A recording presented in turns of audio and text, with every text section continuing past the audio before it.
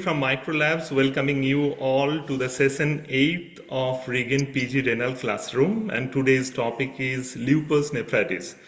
Before we start the class today, I just would like to have two announcements. One is that we have created one group for all of you to join.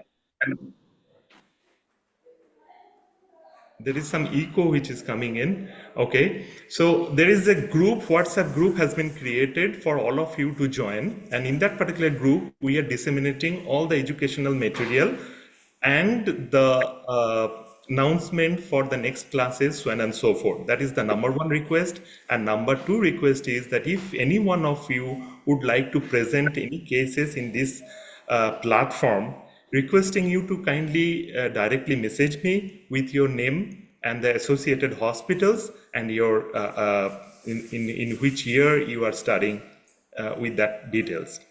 We shall be looking into the calendar availability and shall be able to provide you the opportunity to present the cases in this particular platform. So now we are having very eminent nephrologist over here, and the name that I'm going to take needs no introduction to most of us. Dr. Pratik Das, particularly I'm mentioning, he is the reputed nephrologist and most coveted teacher, the most reputed teacher, having more than 2,500 transplant cases to his credit. And he has authored many books in national and international forum, and he has published a lot of clinical trials. So with this particular welcoming note, I request Dr. Pratik Das to start the session and introduce our eminent guest and examiner, Dr. Manoj R. Gumbar from Apollo Hospitals, Ahmedabad. Over to you, sir. Thank you, Saurabh, for this nice thing. So here we are in the 8th session of this Renal Regain classroom. And for this session, we have two parts today. Usually we have three parts. Initially, there is a case presentation, followed by there is a important trials, and thirdly, there is OSKI session. As it is a class on lupus nephritis, we have omitted this trial part. Probably some of them will be discussed in the process of taking examination. So we will initially case presentation, followed by there are some OSKI sessions. In the OSKI, we will try to cover the things which are not usually read by the students, but the quick recapitulation of something which is just given to their ears so that they can reproduce it in their examination. For the first part of the case presentation, today we are privileged to have one of my friend, Dr. Manoj R. Gumbar, who is a very renowned nephrologist and good academician, and as a teacher of this class. And he is presently senior consultant nephrologist in Apollo Hospital, Ahmedabad. He will be taking the examination of a student. Today's student is Dr. Nitin Babuji, who is a third-year resident in the Department of Nephrology, CMC Fellows. I am privileged to Dr. Santosh for allowing him for presenting the case over here.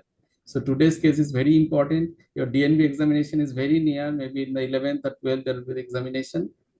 I think in the verge of the examination, this discussion will be very useful for every of us. So welcome, Dr. Gumbar, and please allow this our examinee to present the case. Thank you, Dr. Pratik. Dr. Nitin, you can start and we can discuss this now, please. Thank you, sir. Good evening, everyone. I'll be presenting. So I'm presenting Miss S. She's a 24-year-old from Ambur, Tamil Nadu, lab technician by occupation. She presented with complaints of bilateral lower limb swelling for 2 weeks, shortness of breath for 7 days, and decreased urine output for 5 days. Coming to the history of presenting illness, she was apparently well till 2 weeks back when she started developing gradually progressive bilateral lower limb swelling, initially involving the feet, which gradually progressed up to the bilateral knees, and the swelling was pitting in nature with no associated pain, skin changes, or warmth. After 1 week after the onset of swelling, she developed shortness of breath on exertion. Her effort tolerance decreased from a baseline of 1 kilometer to approximately 800 meters of NYHA class 2. She did not have any complaints of shortness of breath on supine position or any history suggestive of paroxysmal nocturnal dyspnea or chest pain. She also noticed that her urine output also has decreased around the same time to 800 ml per day from a baseline of more than 2000 ml per day. And also she noticed pain in her bilateral small joints of the hand, which was symmetrical and which is associated swelling, which was predominantly in the early mornings. And there was associated early morning stiffness of 10 minutes. And the pain was more in rest and usually resolves with activity. She did not complain of any deformity or any discoloration of fingertips on exposure to cold. She denied any history of any history of any burning sensation on exposure to sunlight, no history of any oral ulcers, no bleeding manifestations, no history of any hair loss, no history of any dry eyes or dry mouth. And there were no constitutional symptoms like fever, fatigability, or any associated weight loss. Going to her personal history, she did not have any addictions, no history of any drugs. She consumes a mixed diet, no history of any recent travel. Her past medical history, no known comorbidities of young onset diabetes or hypertension, no history of any tuberculosis in the past, and her obstetric history, she is unmarried, regular menstrual cycles of 5 by 28 days. Family history, no history of any renal disease or malignancy in the family. Treatment history, for this complaint, she was evaluated in a local hospital near her home. There, she was found to have severe anemia. She was able to recollect her HP was only 4, and her platelet count also was told to be low, and told that doctor also told her renal function also creat showed an elevated level with protein in urine. And for this, she was admitted in the hospital. She was given injection daily for 3 days, probably methylprednisolone injection, followed by which she was start on tablet daily once, probably oral prednisolone. Along with that, she was transfused 1 unit of packed red cells. And during the hospital time, she had symptoms of leg swelling and dyspnea, due to which she came to our center for further management. On admission to our center, her renal functions were deranged with a creat of 5.2 from a baseline creat of 2.5 in outside hospital. Her other parameters of hemoglobin and platelets were still on the lower side. Urine also showing microscopic hematuria. And at admission, her BP was found to be elevated of more than 200 systolic. And on the day 2 of admission, she developed generalized tonic-clonic seizures in the ward, lasting for 1 minute, followed by post-ictal confusion of 15 minutes. Post the event, she did not have any neurological deficits, and BP medications were optimized. And further stay in hospital, she did not have any seizure events. And she underwent a renal biopsy during the same admission, and following which, based on the biopsy, she was continued on steroids, followed by which she was started on injection cyclophosphamide, and she was discharged following first dose of cyclophosphamide. And OPD basis, she received the 3rd dose, following which she had a second episode of GTCS, which also lasted for 30 seconds with no post-ictal confusion, and she was readmitted on the same day for observation and further evaluation. On admission, she was found to have persisting renal dysfunction with worsening pancytopenia, persisting active urinary sediments, and she was hospitalized for the same, and she underwent, as per her history, 4 sessions of dialysis with white blood, probably plasmapheresis, and after which her symptoms gradually improved and lab parameters also stabilized. So, can I go to general? No, I'd like to ask some questions, okay? Regarding your history, okay? Didn't mention about nocturia? One thing. No history of, I'm not mentioned, sir, but no history of nocturia. Is very important because you said that the patient first initially presented with a creatinine of 2.5. Okay, so present all uremia regarding all uremia history, or to rule out chronic kidney disease, you will have to ask all the questions like decreased appetite, generalized weakness. Okay, one thing. Second thing, I'll maybe joint pains. You specify which joint pains were involved actually. Okay, specifically asking about the distal interphalangeal joint, whether she had pain or not, because that is the differentiating point between rheumatoid arthritis and SLE. Okay, then You didn't mention about similar episode in the past actually. Was it the first episode or was it any episode in childhood or previous episodes were there or not? Okay. Then history of NSAIDs you didn't mention because even whatever the case is, okay, any history of alternative medicine and NSAID should be a part of your one thing. These are regarding the negative histories which you should have taken in this case. Sure. Now, I'm not discussing about the treatment or diagnosis right now. I'm discussing the patient presented with anemia, raised creatinine and thrombocytopenia. Okay, what is the diagnosis just based on your history right now? What is the differential diagnosis? I'm not talking about diagnosis. I'm talking about differential diagnosis. Patient has presented with anemia, raised creatinine and thrombocytopenia, and later a patient has developed generalized tonic-clonic convulsions. So what are your differential diagnoses in this? So my differential diagnosis, one will be lupus nephritis, second small ANCA vasculitis, third could be a TMA syndrome.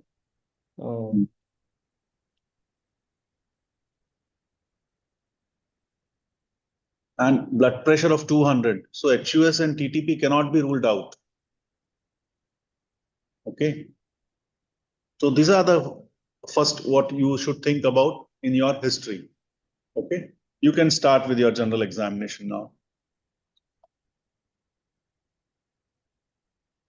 On general examination, she was moderately built and well nourished. Her blood pressure was 140/90 in right arm in sitting position with a pulse rate of 88. Respiratory rate was 12.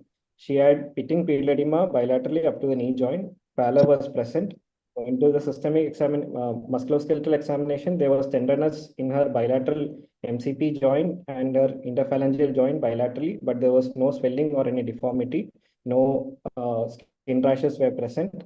And systemic examination, respiratory system, there were normal vesicular breath sounds, but on the right infrascapular and infraaxillary area, there was decreased breath sounds.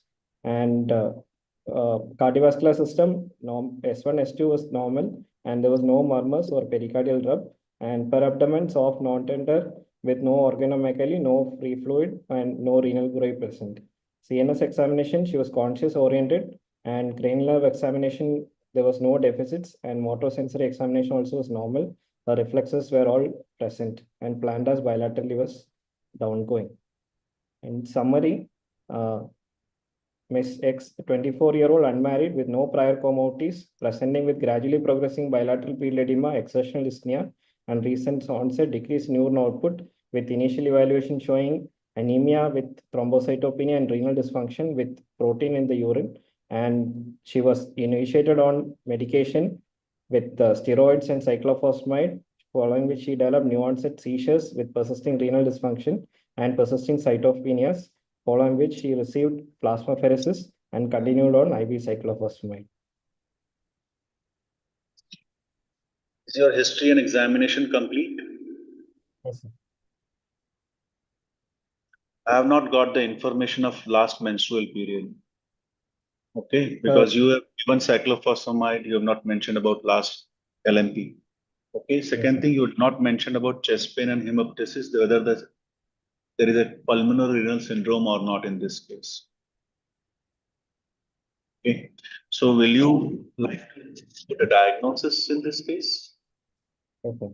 My syndromic diagnosis will be a nephritic syndrome. Etiological diagnosis we are probably SLE with organ manifestations of lupus nephritis, musculoskeletal involvement, hematological involvement, and probable neuropsychiatric involvement. My other differentials will be an ANCA-associated vasculitis or a TTP or other connective tissue disorder like an overlap syndrome with rheumatoid arthritis.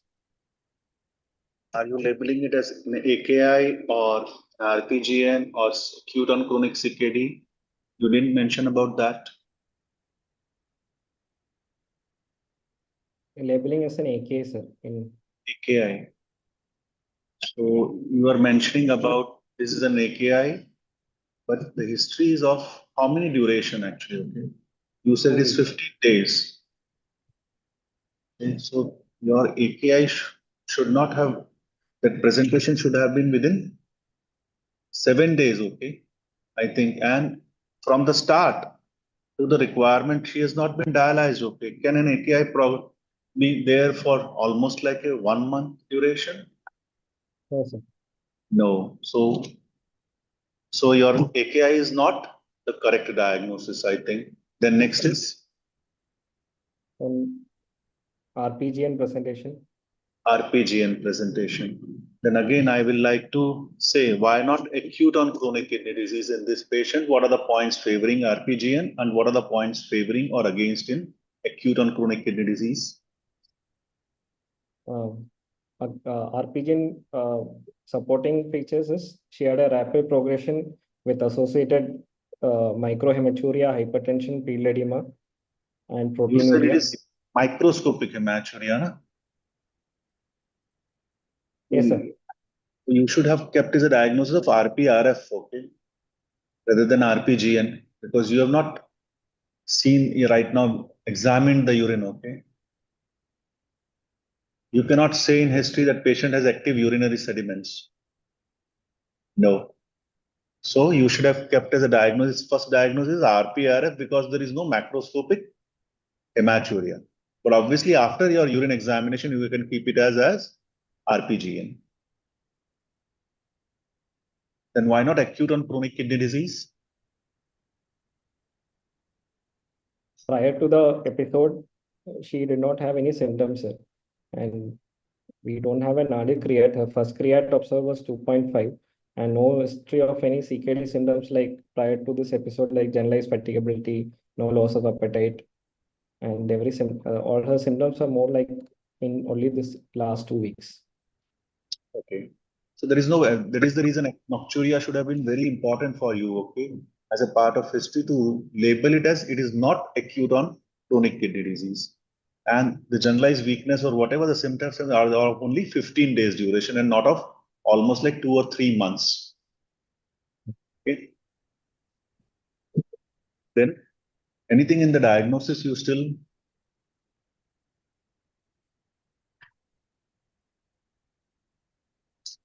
Differential, sir, more differential. differential, yeah. Even in lupus nephritis, supposedly you have kept lupus nephritis. But what is the differential diagnosis in lupus nephritis from the history point of view? Maybe we'll discuss about it after starting the investigations. But what can be the differential diagnosis of even RPGN also along with it is the okay, it is from the history, it is which class it belongs to? We are Probably class 3 or 4. 3 or 4, okay. Can it be alone only class 3 and 4? Because you have given a history of class 3, 4, given endoxan, still the patient has not responded to your 3 doses of cyclophosphamide. So will you like to keep another diagnosis in this clinically? With a history of GTC involved, with a blood pressure 200, will you like to keep any more diagnosis along with RPGN, lupus nephritis class 4? Associated TMA, SLE with Yes, TMA. associated with TMA. That is a good point actually you made. Okay, now coming to this case, okay, how will you investigate this case? What are the investigations you would like to send? First, we'll do the complete blood count, sir. We'll look at the severity of anemia. We'll characterize the anemia, white blood count and platelet count. We'll do the renal function test, urine routine, proteinuria assessment with the 24-hour urine protein. Then after Yes. which antibody panel, we'll do the INA, anti-DNA, and complement levels. And we look for other organ involvement. We look for, since she had breathing difficulty, we'll look for a chest X-ray to look for any pleural effusion, echo to look for any cardiac dysfunction. And since she had history of seizures, we will like to image the brain also to look for any lupus vasculitis or is it associated with only a TMA or a neuropsychiatric manifestation per se of SLE? I think we should have gone with more actually. The hemoglobin is 4. Okay. Yes, sir.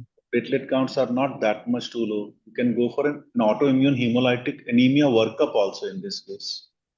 We'll do a DCT also. Yes, we should have gone for a DCT also. And anything more you will like to add on from the history? Because the history is we believe that it is an SLE with DPGN. We have given 3 doses of methylprednisolone and plus 3 doses of cyclophosphamide also. I'm not able to get it whether it was a monthly dose or it was a once in 15 days dose. It was a monthly dose, sir. It was a monthly dose actually. So practically we waited for 3 months on cyclophosphamide and still the patient did not respond and the patient responded to plasmapheresis. So would you like to add to your list of investigations anything? We would like to do the anti-ADAM-TS13 level also, sir. Okay. You will like to go for an ADAM-TS13, okay. But do you think that 3 months of ADAM-TS13 deficiency, patient would not have landed up in dialysis? They would have landed up, sir. Ribosomal P can be done to look for any neuropsychiatric manifestation of SLE. So do you think that the generalized tonic-clonic convergence is a part of neuropsychiatric manifestations, or it is an accelerated hypertension to the extent of 200 millimeter and a creatinine of 5.8 has led to this GTCs? More fitting into accelerated hypertension causing seizures. Yes. So it is more likely, and the patient has regained, after that, the patient has regained consciousness, no problems. So it does not seem to be having the SLE, the neuropsychiatric manifestations. Okay. Now, the clue I was giving, okay, to you is that you should have got an ANCA test in this. Okay. Because after 3 months of cyclophosphamide, the patient has not responded. So just a question, okay? How many percentage of class 4 presentic lupus are associated with ANCA positive? 20%. 20%. So maybe this case was one of them actually, because the patient did not respond to 3 months of cyclophosphamide. It was practically an NIH regime, okay? Yes. And still 1 month duration, because duration is very, very important in SLE response. Yes. Can you just summarize the diagnosis, okay? Maybe we'll move on to our another discussion part of the theory part and practical exam part, okay? Maybe I like to just highlight the diagnosis actually, okay? Again, you put a diagnosis with all possible things, okay? Do it again. The diagnosis, syndromic diagnosis, rapidly progressive renal failure, etiological diagnosis, probable SLE with lupus nephritis, hematological involvement, and with the probable suspicion of a concomitant ANCA vasculitis.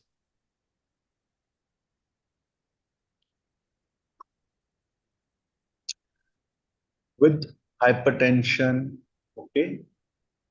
We do not mention, or we took it for granted that if it is an RPA gene, it has to be associated with hypertension. No, sir. Mention Only about accelerated hypertension. Okay. Mention about so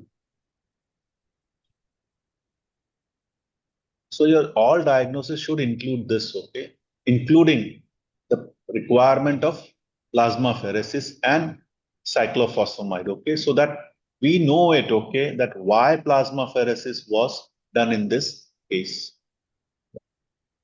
Okay. yes. Is there anything would you like to ask regarding the history part or anything? Or are you clear now regarding what I have said? Actually, do you agree with what I have said? Yes, sir, I agree. You agree with that. Okay. So I move on to now clinical questions of SLE. Okay. Done? Yes, Yeah. sir. Now let me know what is the commonest class of lupus nephritis. Class 2 is the commonest, sir. Is class 2 the commonest or class 4 is the commonest?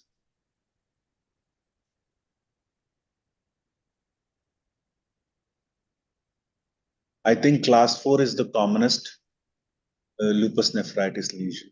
Okay. Next is why SLE is called lupus. Uh, because that name comes from a Latin word called wolf. It's based on the rashes it presents. Yes. It is as if the wolf has eaten the man face. Okay. Now, what is the malar rash you are talking about? What is the classical thing about malar rash specific to? Is malar rash specific to lupus? It's not specific, sir. It's not specific, but the malar rash which belongs to SLE or of SLE, malar rash of SLE is. Do you remember Sparing the anything particular? Sparing the labial fold. nasolabial fold. Good. Okay. Okay. Next is what is telescopic urine? Telescopic urine defined by multiple presence of crystals, uh, usually seen associated with glomerulonephritis, picture in SLE. It is characterized by the presence of cells and cast in the urine, along with the sediments. But why the urine of SLE is called telescopic urine? Because you can see a whole lot of things like Yes. we do. Which things? You have to name it. We can see RBC cast. We You can can see. see. Yes.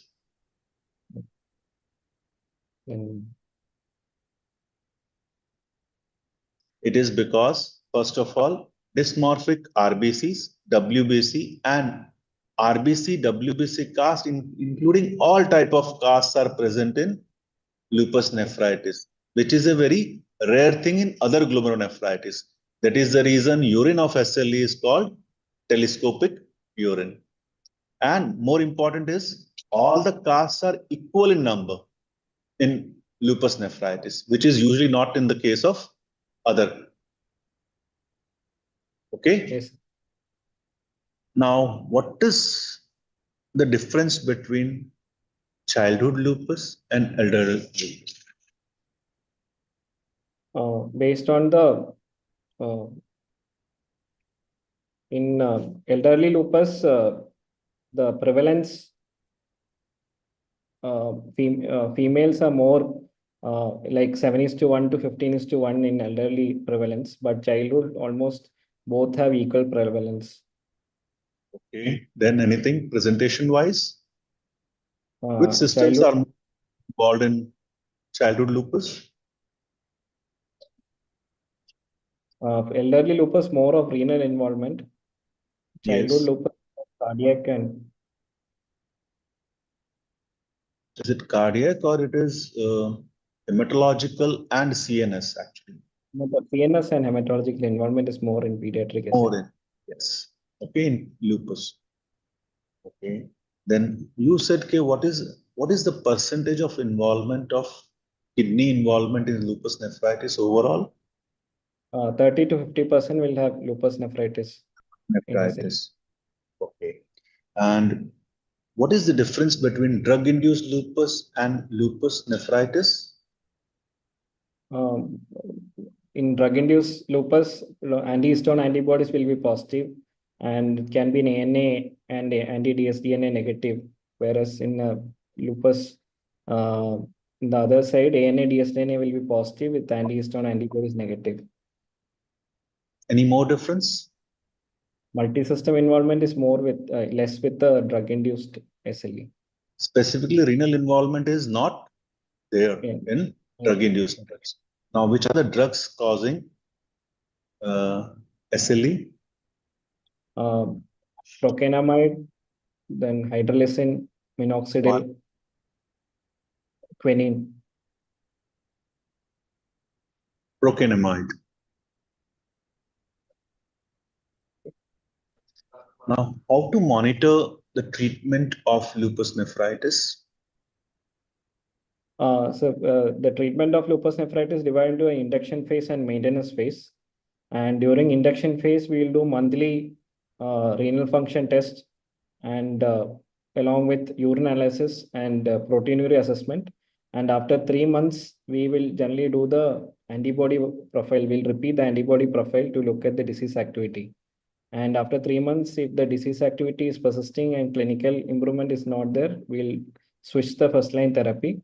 And if the improvement is there, we'll continue the first line for another 3 months for a total of 6 months. And after which we'll start the maintenance therapy for not less than 36 months.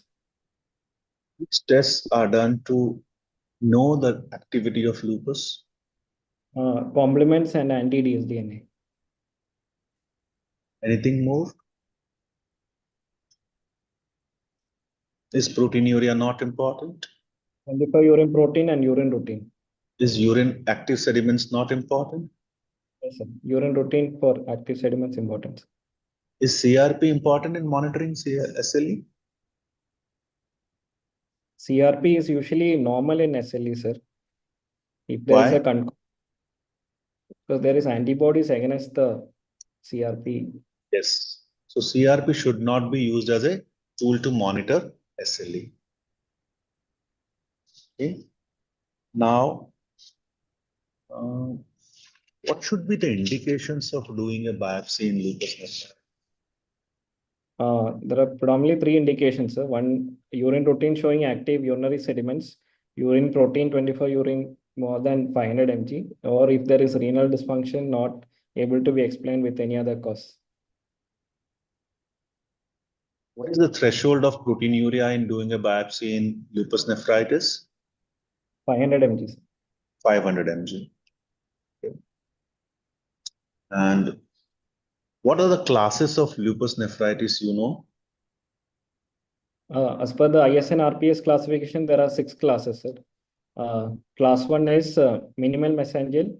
Class 2 is mesangial proliferative. Class 3 is focal proliferative. Class 4 is diffuse proliferative. Class 5 is membranous nephropathy. And class 6 is sclerosing variant lupus nephritis. What is lupus podocytopathy? Lupus podocytopathy is an entity which is not described in the ISN-RPS classification, in which primary there will be the clinical presentation will be a nephrotic syndrome presentation like an MCD or an FSGS, and usually it responds to steroids alone. What is the electron microscopic finding in lupus podocytopathy? There will be diffuse podocyte effacements, more than 70%. Yes. Very important point, because it's basically class 2 lupus with diffuse effacement in electron microscope. That is the reason it's called lupus podocytopathy. Then what are the differential diagnoses of low complement diseases you know? If it's a low C3 with normal C4, one will be a low SLE, second will be a C3 glomulopathy or an IRGN. If it's a differential low C4 with a normal C3, it could be seen in cryoglobulinemia or C4 genetic deficiency. Any more diseases you know which are low C3? In liver dysfunction, complements can be low, C3, C4 can be low. Even in sepsis also, it can be low. What about PIG and MPGN? IRGN, yes, C3 can be low. Yes. Okay. And what is the activity index and chronicity index parameters do you know? What components are there? So activity index, 6 variables are there. Endocapillary hypercellularity, then hyaline deposits, cellular or fibrocellular crescents, interstitial inflammation, then neutrophils and karyorexis. Then in chronicity index, 4 variables are there. Total glomulosclerosis, then fibrous crescents, interstitial atrophy, interstitial fibrosis, tubular atrophy. In activity index, what is the most important 2 variables which are which are given double points actually. Fibrinoid necrosis and crescents, cellular crescents. Oh, good.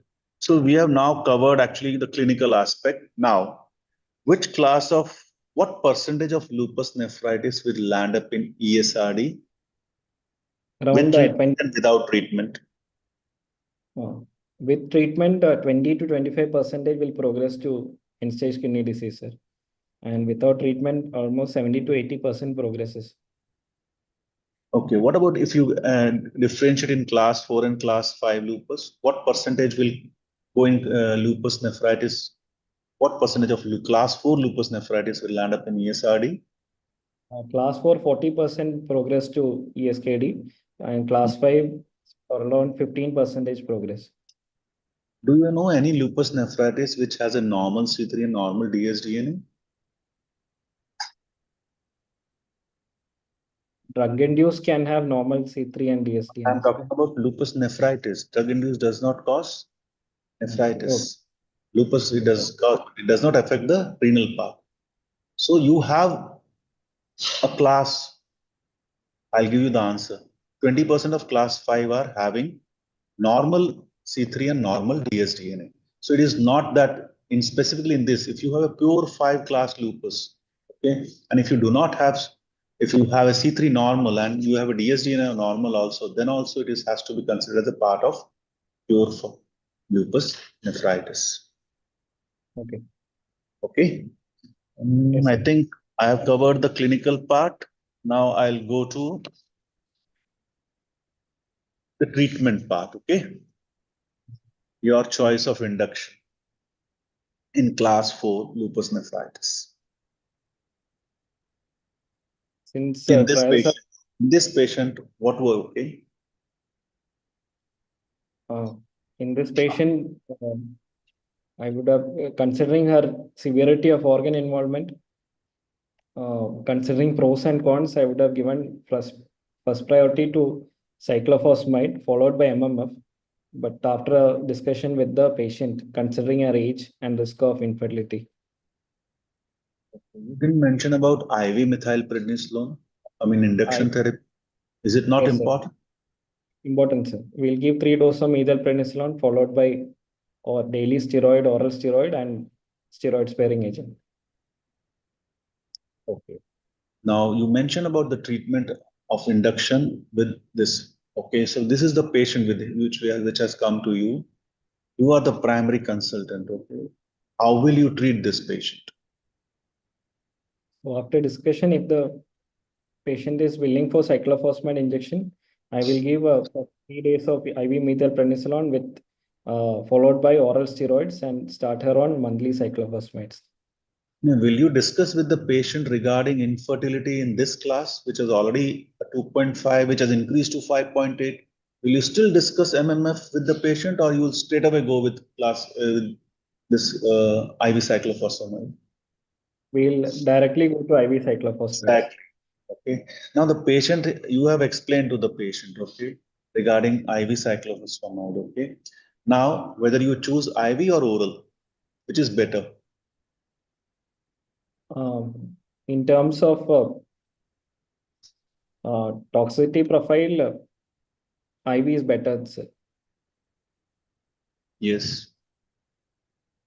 How will you treat? Will you choose a monthly IV cyclophosphamide or a 15-day quarterly? Okay, you will choose cyclophosphamide. I will choose a monthly cyclophosphamide, sir, because in the ELNT trial, they have not taken severe lupus nephritis. So we don't know the data of 2 weekly cyclophosphamide on this high disease severe lupus. So what is the dose actually you do it? What dose you? 0.5 to 1 gram per meter square monthly into 6 doses, sir. Okay, without taking into consideration the creatinine, you will just go for this as per book picture. If the EGFR is less than 30, I will come down the total dose by 25%. I'll reduce So what 25%. What might have been the EGFR of 5.8 creatinine with a female of 24? It will be less than 30, sir. Yes, so you should have mentioned about this. Na? Yeah, I will treat accordingly to this thing. Okay. Now, okay, the patient you have mentioned is a lab technician. She is intelligent. Okay, she wants to be treated, but still she doesn't want that ovarian failure to happen. What can you do this? We can give the option of leuprolide, sir. You It's a provide, you GNR can. That is 2 the reason weeks. I was asking about the last menstrual period of that patient. Okay, so you can treat it. Yes, sir. Obviously, not the first dose you have to give it, but later on the next doses you can plan it accordingly. Okay. Supposedly, now what are the indications of IV methylprednisolone in lupus, in SLE, not lupus nephritis? IV methylprednisolone in SLE. The indications, any organ in as per the latest KDIGO, all proliferative lupus nephritis should be administered IV methylprednisolone. Other than lupus nephritis, if any other organ defining events like autoimmune hemolytic anemia, um, Yes. SLE pericarditis, SLE pleuritis, we have to give IV methylprednisolone. In pulmonary involvement, yes, you have to give IV methylprednisolone. Most important is the CNS one. Yes. That is methylprednisolone. Will you give IV methylprednisolone for a class 5 lupus, pure class 5 lupus? Class 5 based on the proteinuria, sir.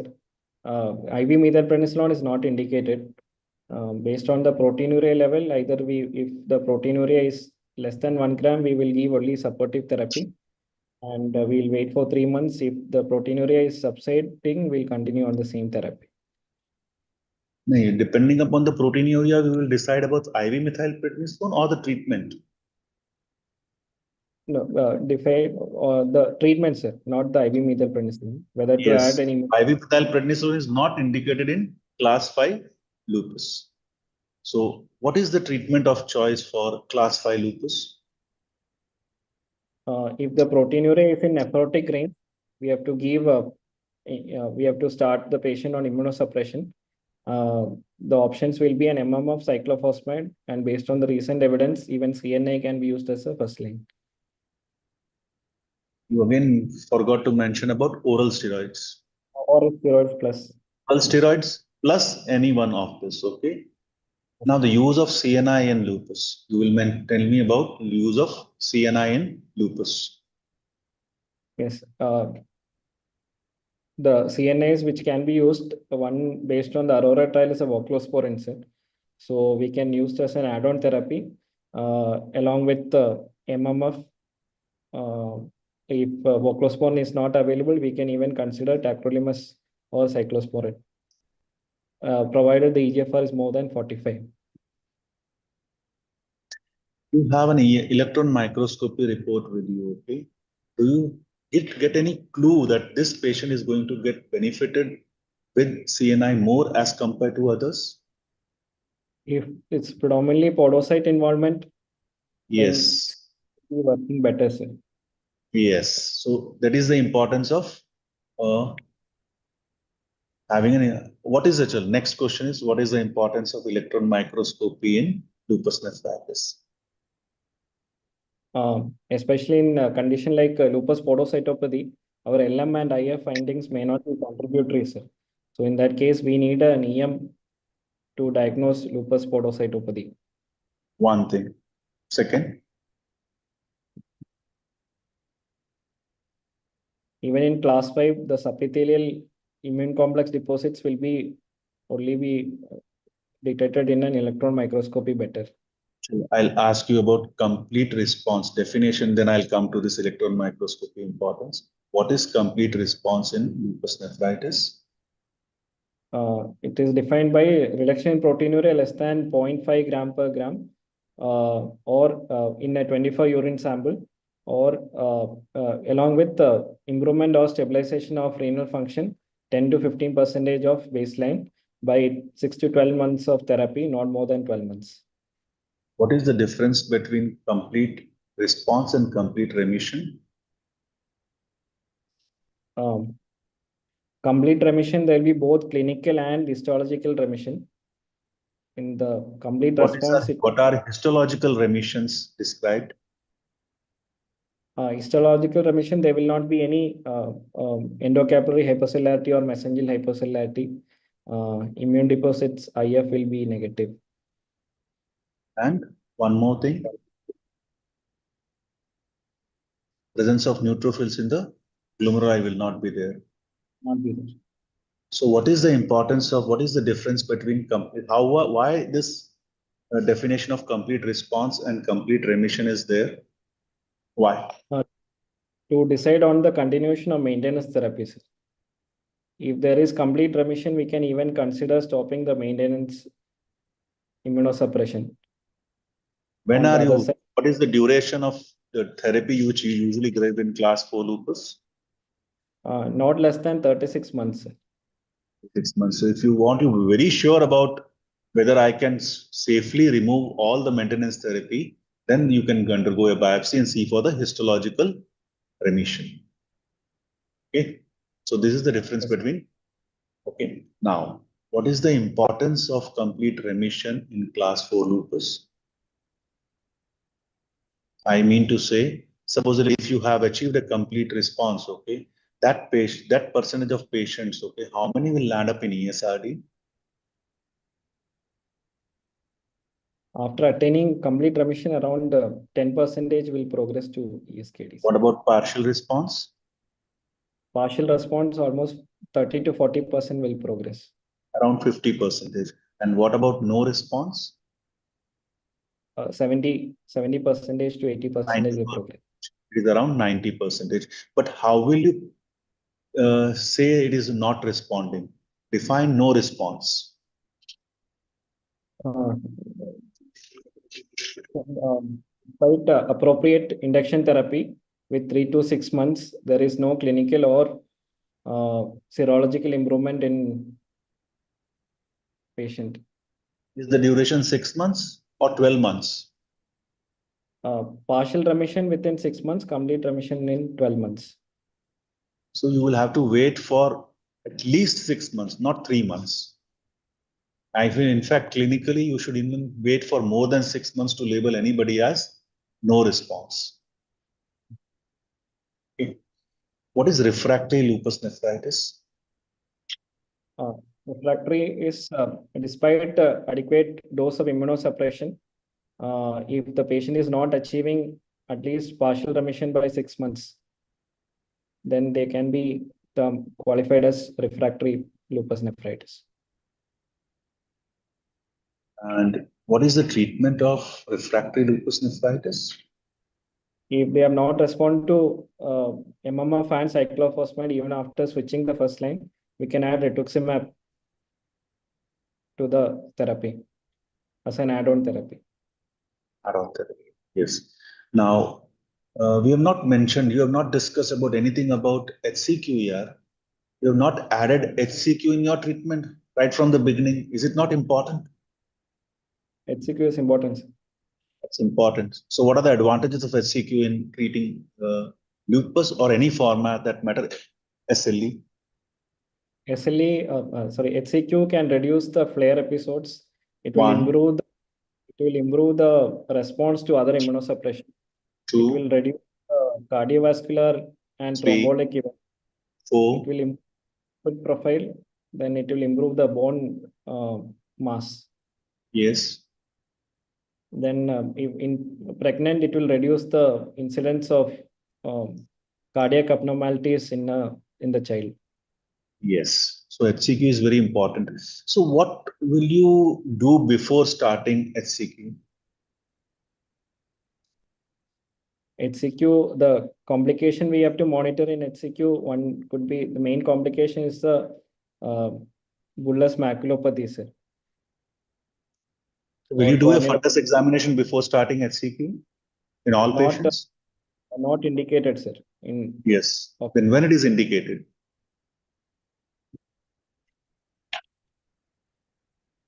Is it 6 monthly, 1 yearly, or 5 yearly? After initiation, we will do at 5 years, followed by every 1 year.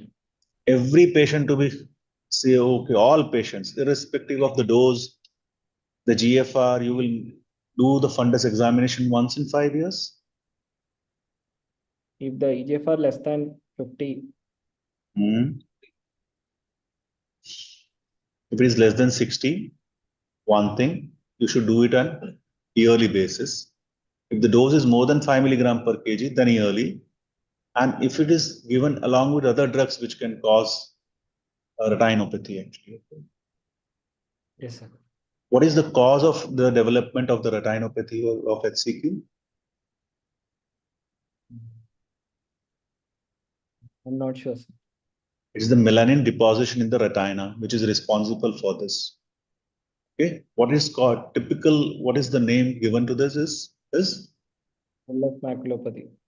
bullseye actually. Okay, and one more important actually. Okay, you should go for a G6PD test actually before starting CT. So, what percentage of patients develop this retinopathy? Very less, sir, around 10%. Irrespective of duration? I'm not sure about the data, Not sir. sure. I'll give you the answer. 6 years, it is 0.6%. But if you continue for 20 years, it's 20%. Okay. Yes, sir. So now we have discussed about HCQ, fundus examination. We have discussed dose of HCQ. We have not discussed about the dose of HCQ. When to 5 mg, reduce it? 5 mg, sir. 3 to 5 mg per kg. And if the EGFR less than 60, we give it at 3 mg per kg. If it is less than 30, to reduce by 25% actually. Okay. Then what about cyclophosphamide toxicity? You said IV is better than oral. How to prevent the development of side effects of cyclophosphamide? What will you do?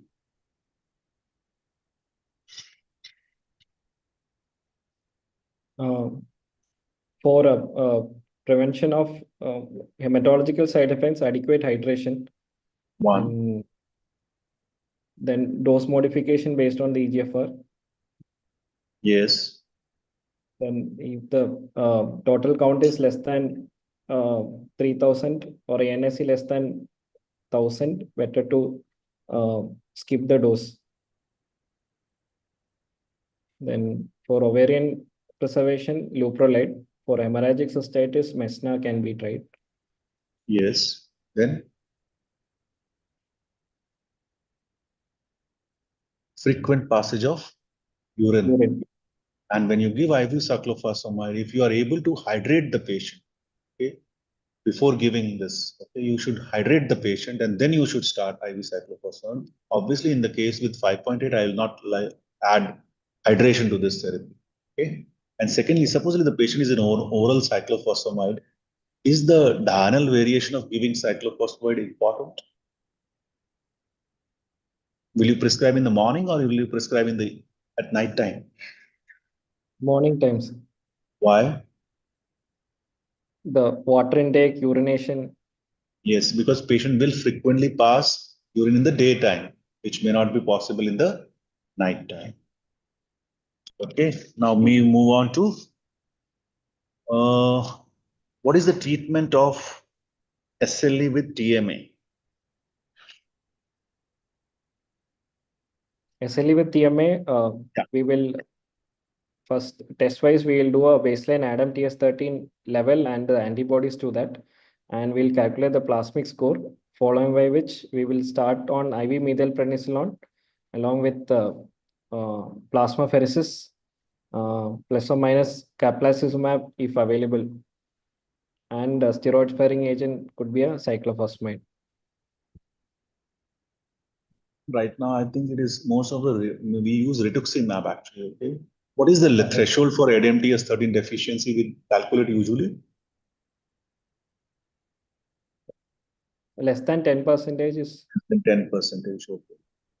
Now we have covered one part. Okay, SLE with ADMTS13 deficiency. Now, what about SLE with APLA? with lupus anticoagulant positive. So in if SLE with APLA, the treatment, the IV methylprednisolone, second line agent will be the same, sir. With along with that, we have to add on anticoagulation. I think here the plasmapheresis comes into a role actually. Okay? If you have SLE with TMA with APLA, yes, go for plasmapheresis. And supposedly you have SLE with no ADAMTS13 deficiency and no lupus anticoagulant, then go for search for Anticoagulation. genetic factors actually. Okay. If you both these things are absent, you should search for genetic aspects and treat it as it is complement mediated. Okay.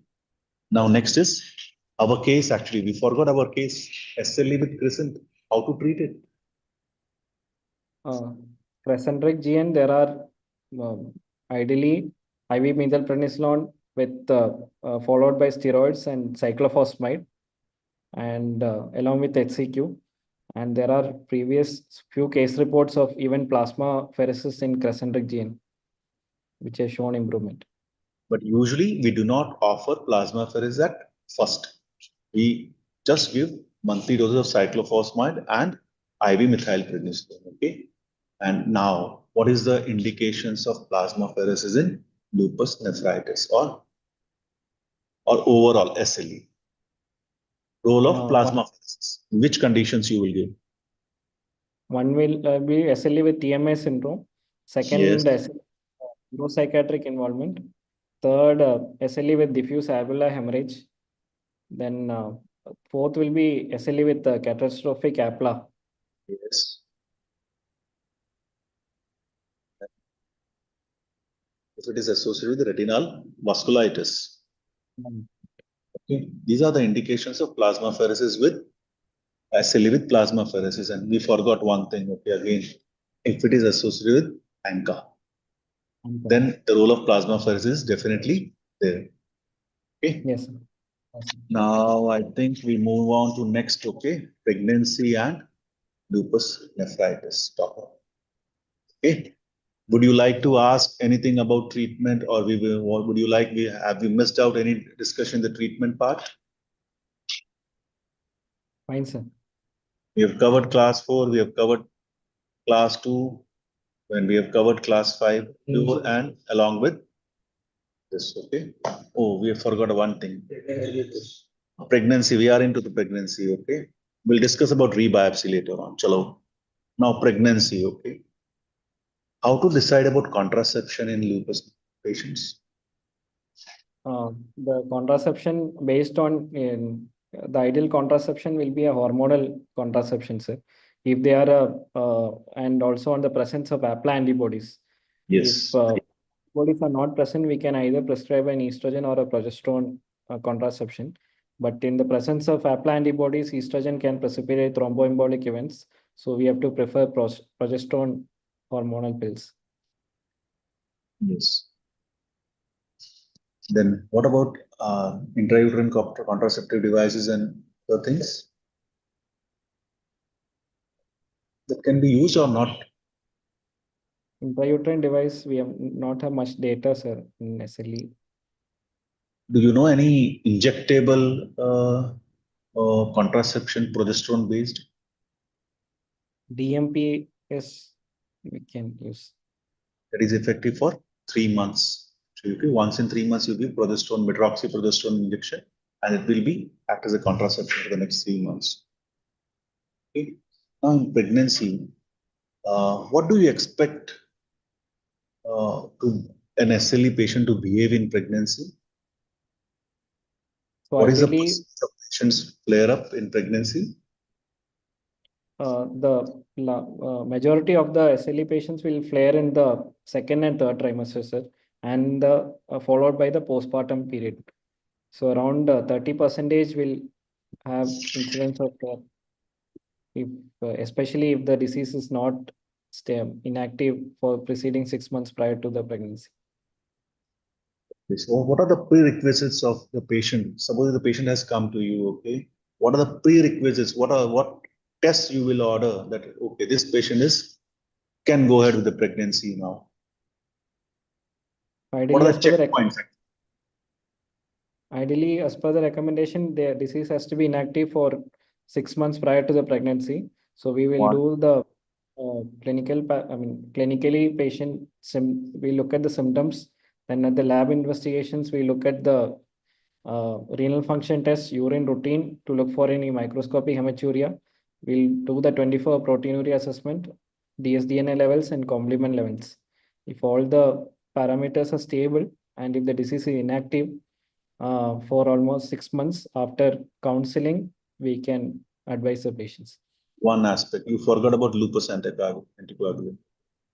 Then Lupus next prerequisite or checkpoint is the drugs, whether the patient is on if the MMF patient has or cyclophosphamide. yes. So what is the duration, minimum duration you for switch from cyclophosphamide to pregnancy, and it is minimum of Ideally 3 months, but minimum of 6 weeks. 6 months. Okay. For cyclophosphamide, it's 6 months, and for MMF, it is 3 months. Okay. Now, what about pregnancy outcomes? Maternal and fetal. So maternal complications will be a preterm labor. They have high risk for preeclampsia, then lupus nephritis flare. From the fetal complications, they have high risk for IUGR. Then if they are anti-Rho, anti-La antibodies are present, then there is risk for neonatal lupus or congenital heart blocks. Then stillbirth, death, Stillbirth and preterm labor. Okay. spontaneous abortions. And in maternal outcomes, you forgot about preeclampsia. Yes.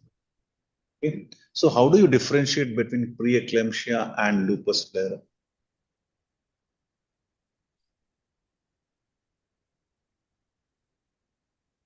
Preeclampsia, by the definition, the onset of hypertension more than 20 weeks, 1 point. then the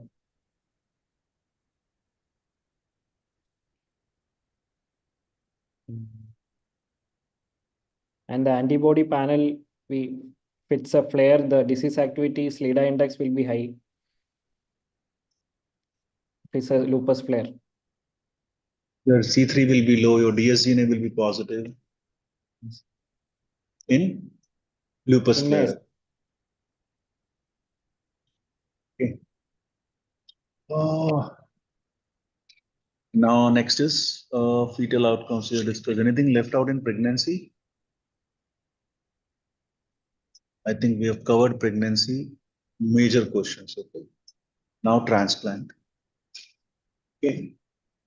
What is the difference between transplanting a lupus patient and another patient with other disease? Post-renal transplant, the risk of recurrence is 5 to 10%. Yes. And the graft failure is secondary to that. Recurrence is less than 1%, very less. But histological recurrence can be more. So overall, what is the survival? Is it same as compared to other disease, or it is more, the survival is inferior? It's not inferior, sir. It's almost similar. It's similar. Okay. But still there are certain points actually, okay, when you transplant a lupus patient, which are they? One If is there are APLA antibodies present, more chances of graft thrombosis is present. and one more chances of TMA is present, okay, if there are APLA. Second thing is never attempt a steroid-free trial, because steroid-free transplant. Okay. There are more chances of PML. Okay, and more chances of opportunistic infections in this. Yes. Okay. So you said about recurrence actually, okay. How do you diagnose a recurrence in in a post-transplant period? They'll have worsening proteinuria, then they will have disease activity indexes being elevated. Again, complements will be low. dsDNA can be elevated.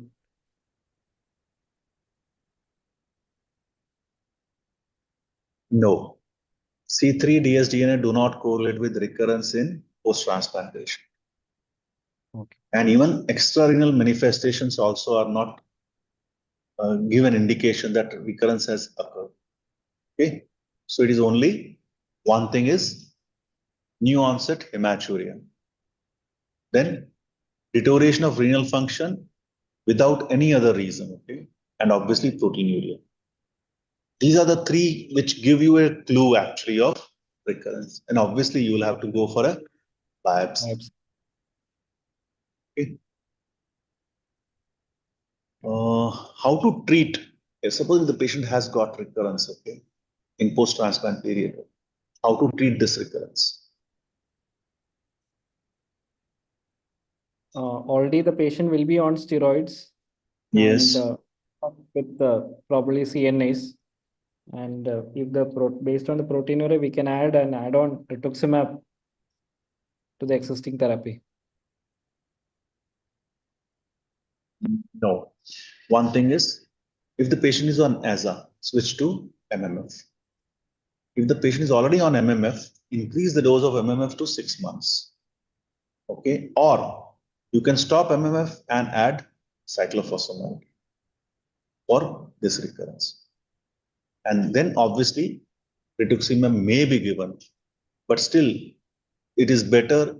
Rituximab in post-transplant period is not being very clear whether it really works or not. Okay. So, okay, what are the role of rituximab in? Have we discussed this role of rituximab in lupus nephritis? In refractory lupus, it's an add-on therapy. Yes. Then in class 4 or class 5 lupus, okay, you can give. If the patient is not willing to take MMF or cyclophosphamide, you can give oral steroids with rituximab. Yes, you can give it straight away. Then we have anything which left out.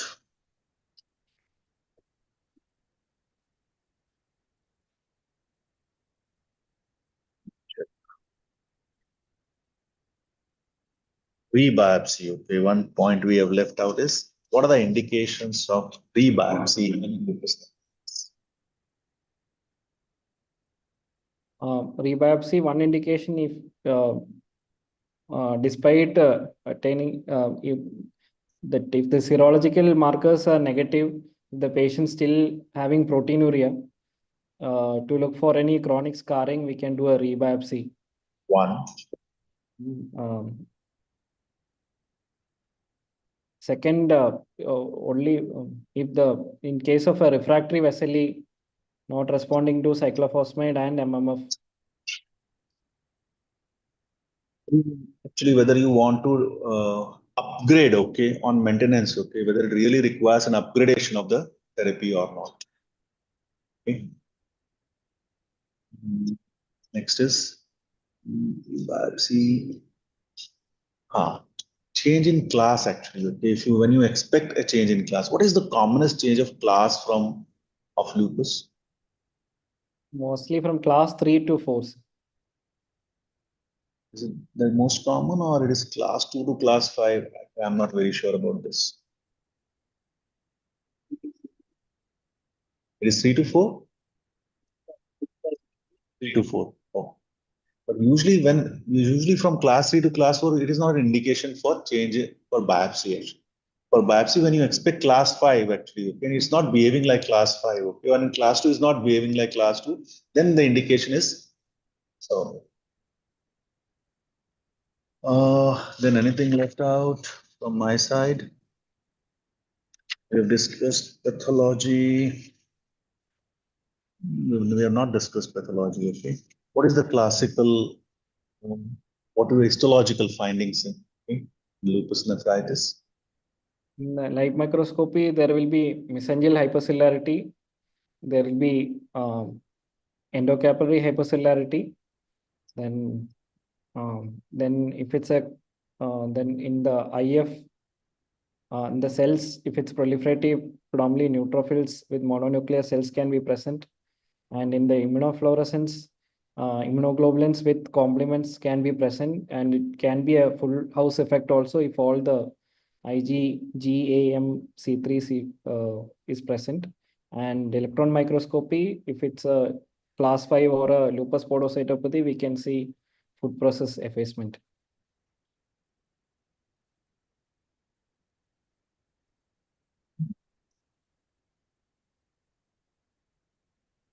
Sure. Anything left out to discuss? How to stop the treatment? My student is asking when to stop the treatment is lupus nephritis.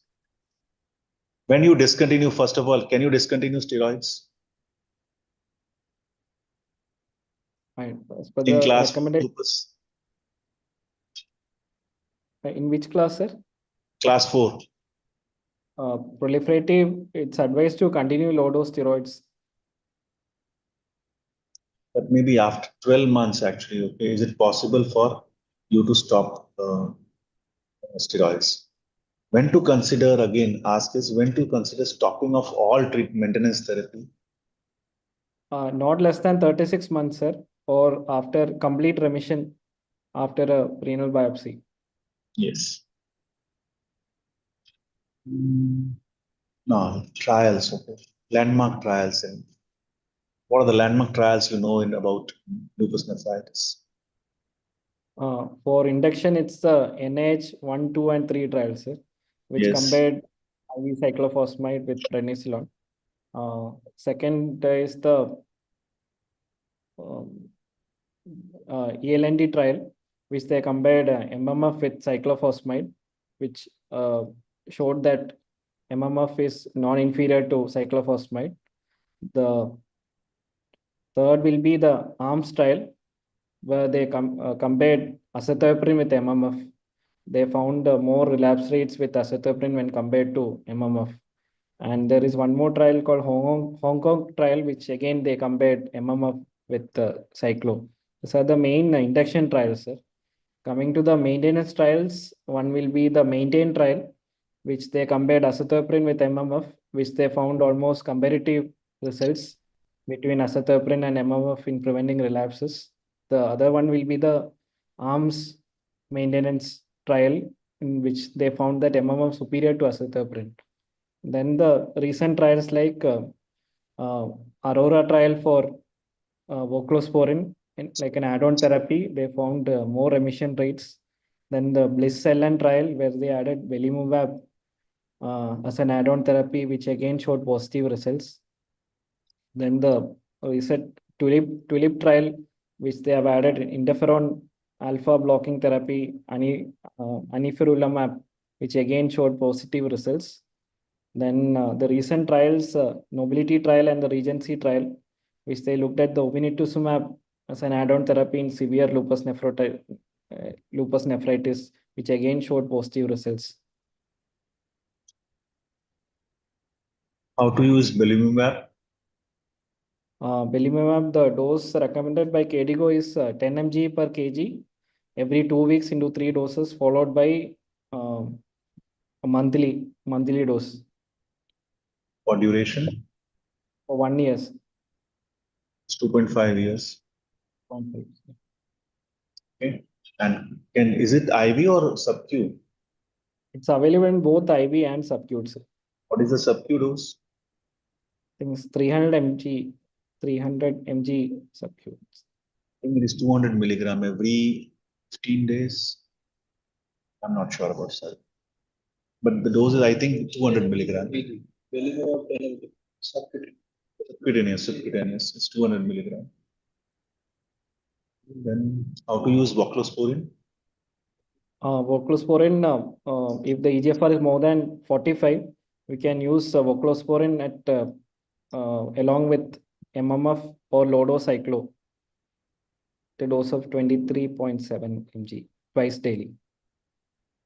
What is the difference between voclosporin and tacrolimus or the cyclosporin? It is more calcineurin affinity when compared to the tacrolimus or cyclosporin, sir.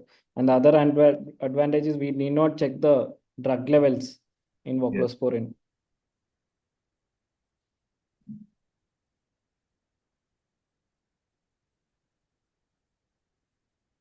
I think any you want to ask any questions? Okay. No, sir. I think we have covered everything in lupus nephritis or left out. Extensively covered. There are some questions in the question answer session and the chat box. One is Balaji is asking is how to give leuprolide, sir, dose and timeline. This is one question.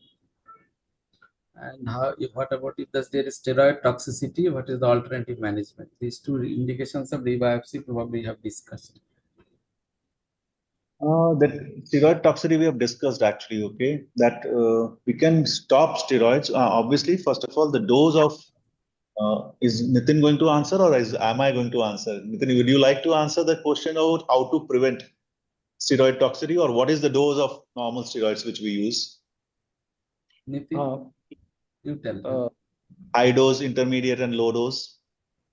High dose we use is 0.8 to 1 milligram per kg, okay? And after 15 days, we switch over to 0.6 to 0.8 milligram per kg till 40 milligram per day, okay? Every 15th day, we reduce it 10 milligram per kg. And after once we have reached to 40 milligram per day, you can reduce to 5 milligram per 5 milligram in every 15th day. And by 24 weeks, we should be reaching less than 5 milligrams. That is in the high dose. In the low dose, we start with 0.6 to 0.8 milligrams. After 15 days, we come down to 0.5, 0.4, 0.5 to 0.6. And similarly, we come down to less than 5 milligram by 24. In low dose, we started as 0.3 to 0.4 milligram per kg. That is the way to prevent steroid toxicity, one thing. And obviously, we have discussed that within 1 year of remission, if the patient is in remission for 1 year, we can consider stopping steroids. I think belimumab can be used actually, okay, steroid sparing without use of steroids.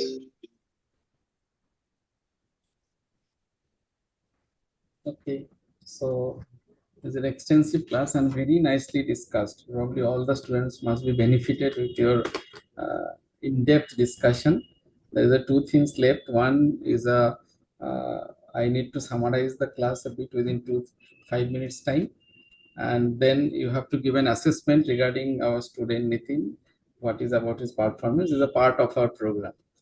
So just from my side, he has passed the exam with flying colors. okay. Congratulations. Yeah. Your examiner has given it. So for the other students, our discussion of ours today was a young female with the lupus nephritis, and this is a very aggressive course.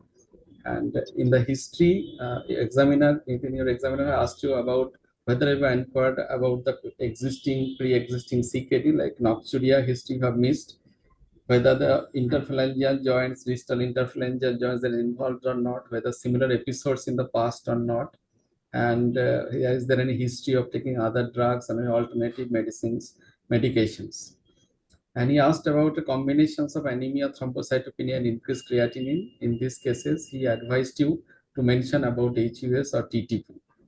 And very important is to ask the last menstrual period, because the reason he has described in the subsequent part.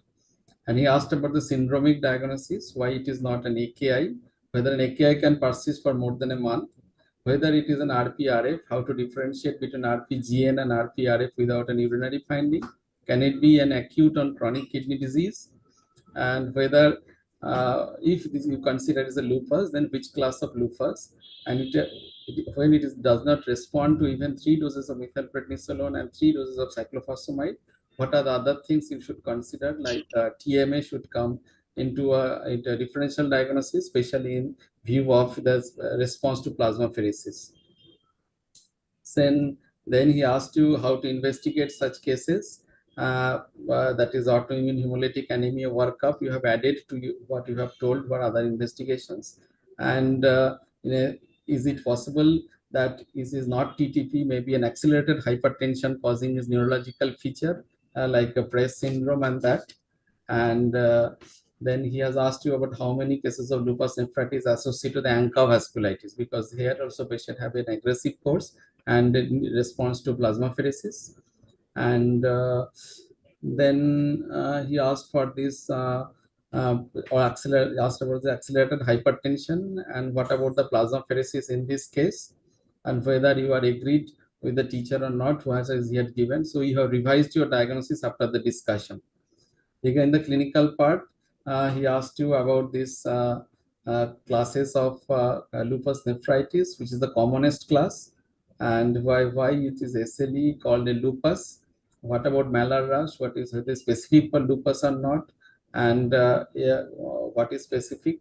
And what about the telescopic urine? Why the urine is telescopic? It is why it is called so in cases of lupus nephritis, because of different types of RBC cast, and they are in the equal amount. What is the differential between childhood onset lupus versus adulthood versus elderly in terms of systemic involvement? And he reminded you that is a neurological and involvement is much more common in this subgroup of patients. He asked you about what about this drug-induced lupus, whether it involves the kidney or not, and then what drug causes lupus nephritis. Then in the monitoring part, he has asked you the test which should be done to assess activity of the disease, and you have told that about the immunological marker, but he reminded you have to give importance also on proteinuria, rise in creatinine, persistent hematuria. He asked you about what is the importance of CRP. And then in the biopsy part, he asked about what the indications of biopsy in the lupus patients, kidney biopsy, and what is the threshold proteinuria for biopsy, what are the classes of lupus nephritis, what is lupus podocytopathy, and what is the electron microscopic finding in detail, what are the differential diagnoses of the low complement level you mentioned, but he added some, and activity and what I asked about the activity and the chronicity indexes, and what is the two part given the most importance, 2 points you have mentioned rightly. Then which classes end up in ESRD, what about class 5, what about class 4, how much percentage they end up in ESRD cases, how to use about the CNIs in the lupus, and another one. Then he asked about the lupus nephritis with normal C3 and normal dsDNA level. Then regarding the treatment, what is the choice of induction? You missed about mentioning about methylprednisolone. He reminded you how will you treat such patients. Particularly, this is such a rapid course and is an aggressive course. Whether you will at all discuss about mycophenolate or not, you should be very aggressive to save the life. And what about difference between IV and the oral cyclophosphamide? Which one is better in terms of toxicities? What about this monthly versus fortnightly regimen of the cyclophosphamide? What dose will you give once there should not be a blanket dosing, there should be adjustment in the GFR. How to adjust with the GFR, that is also asked to you. And she does not this is a criteria for this additional hormone treatment. That's why the last menstrual period is important. What about the indications of the methylprednisolone in lupus, not only in lupus nephritis, but overall in the lupus? And what about the treatment of choice of the class 5 lupus nephritis? You forgot to mention that steroid is an important part of the class 5 lupus treatment. And he asked about the CNIs in the lupus, and what are the indications of electron microscopy in the lupus nephritis you mentioned. He reminded you about the podocytopathy. What is a complete response to the lupus nephritis, difference between a complete remission and the complete response? What are the histological, what about the histological remission, and what does it mean, and what is its importance? What percentage of cases goes to complete remission? What is to if the patient responds totally, if the patient responds partially, or there is no response at all? In those cases, 90% ends up into end-stage renal disease. Then he asked about defines the no response.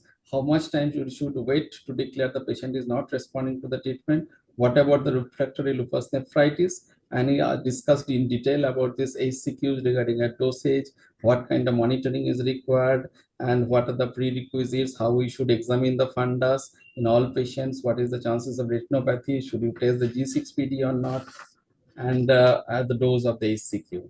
Then in the part of this cyclophosphamide, he asked about the toxicities, and particularly in the oral cases whether diurnal variation is important or not, when actually you should give this to prevent this bladder toxicities, and asked about the treatment of lupus with TMA, whether what is the threshold for the ADAMTS13, what about the treatment of lupus and APLA, and why the P is important, and why the plasmapheresis indications.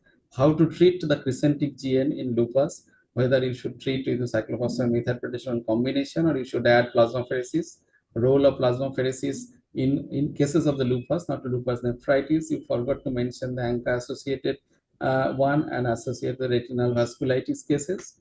Asked about the pregnancy of the lupus, what is the ideal contraceptive, what about IUCDs, and what about the injectable contraceptions, and this is about SLE and pregnancy, what is the outcome in terms of fetal outcome, maternal outcome, and when you can advise pregnancy, how much is the remission period if the patient is on cyclophosphamide, if the patient is on MMA, maybe 6 months or 3 months, and what about the incidence of the preeclampsia and the lupus flare, how do they flare, what about this onset, complement level, dsDNA, etc. Asked about transplantation, difference between SLE transplant versus non-SLE transplant, how do you monitor, and what are the things you should especially look for. He advised not to use any steroid-free regimen in this, even don't try a steroid-free regimen in these cases, and how to diagnose a recurrence.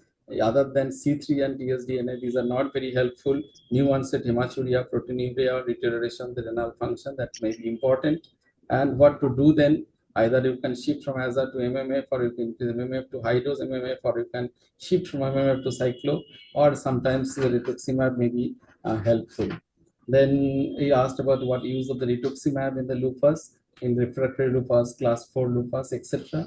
Indications of rebiopsy for chronicity, and you have rightly answered. And what about these changes of the classes?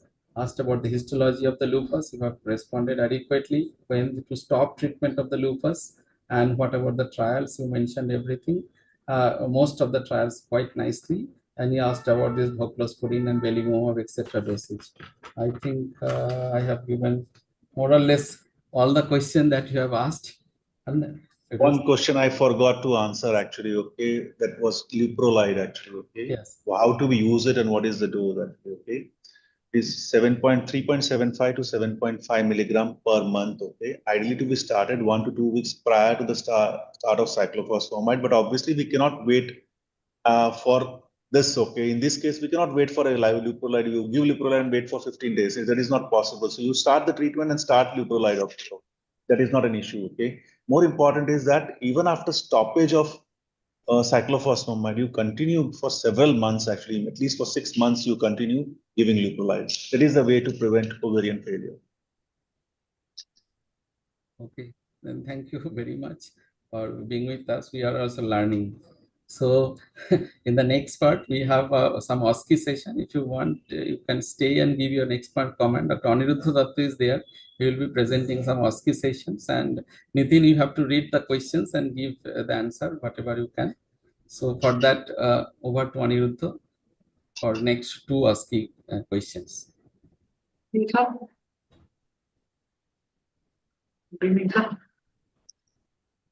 Sharing my screen.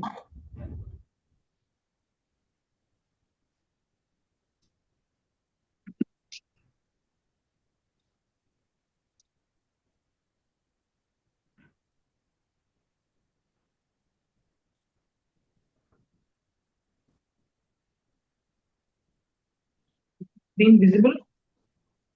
Yes, Yes, sir. So this is your first question, Dr. Nitin. 43-year-old Yes.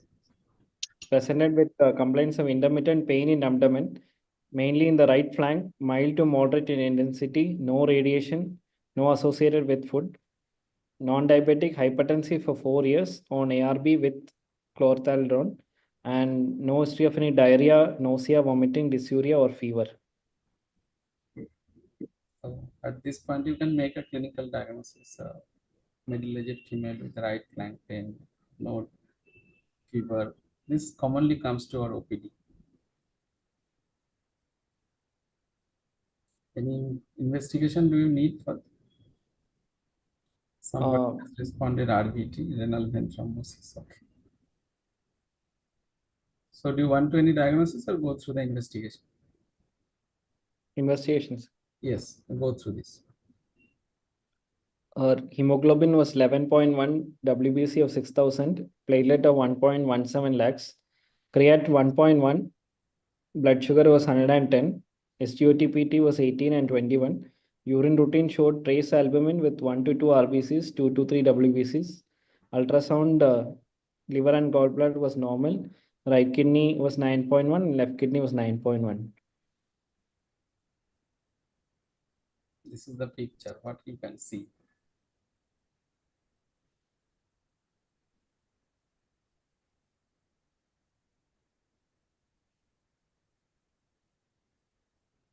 On the right side, right kidney above the upper pole, there is a homogeneous mass. Yes. Nature of the mass.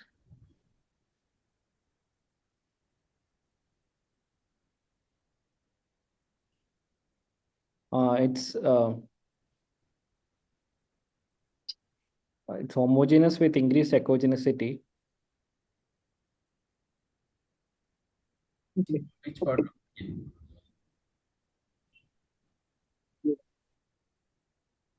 In the upper pole. So Do you how read would the you investigation? Yes, yes. You read the question and try to answer.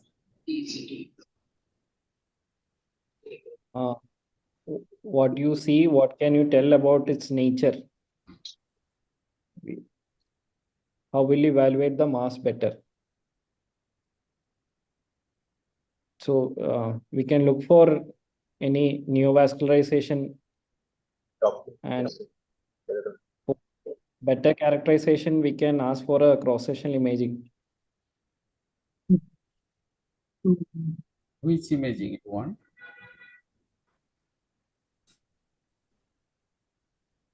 Preferably an MRI abdomen. MRI, straight away MRI. Okay. Somebody has also asked for MRI. So can we show this MRI first, or somebody has told CT, somebody is telling Doppler. So you want an MRI or a CT or a Doppler?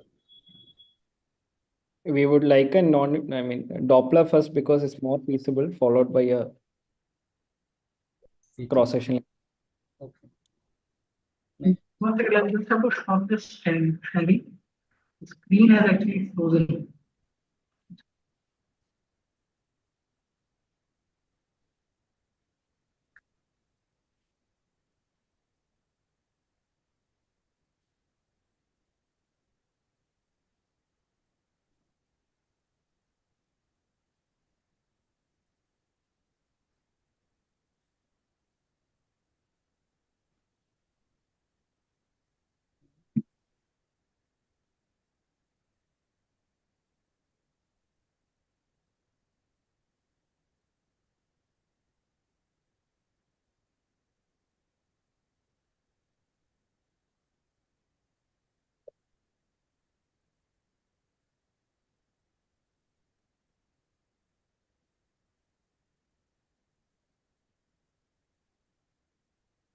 Full screen.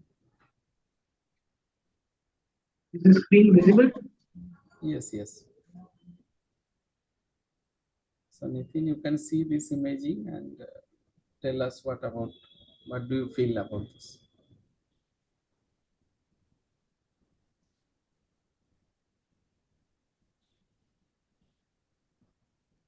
Nitin is there?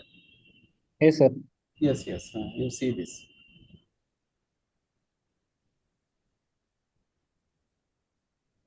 Just describe and then try to answer. It's like a cystic lesion in the right kidney, sir, which is the boundaries are well demarcated. It does not looking like a cyst in the USG. And you can have a closer look in the second view. Completely cystic or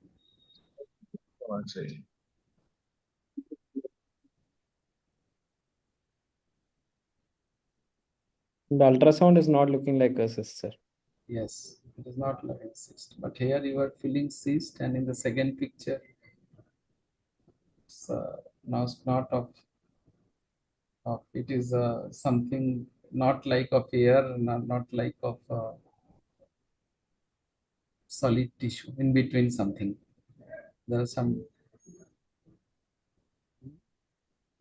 and this is the Hounsfield unit also mentioned here.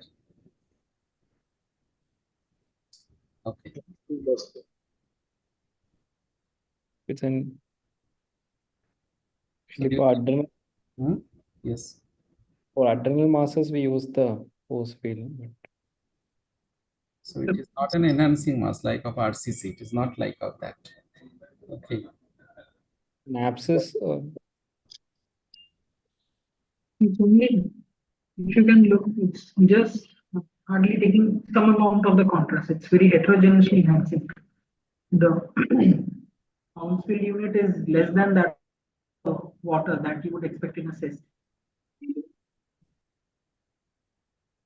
Okay, is it an next one. So you wanted an MRI, so we will directly go to the MRI.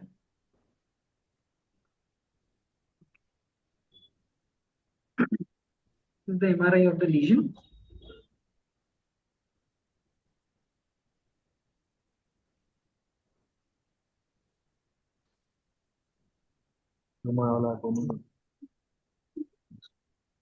Okay, I think Aniruddha, tell what about this? What kind of MRI it is and what you see? Okay, so this one is a GRE based gradient echo T1 based imaging. The first one. The second one is a normal T2 imaging, and this is a fat suppressed T1 imaging. So with this, can you make an idea of what is the content and what is the nature of this lesion we are seeing? Something will call an opposing MRI.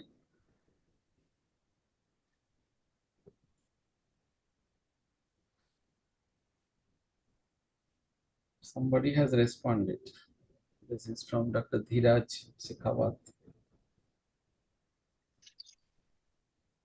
Okay, you explain.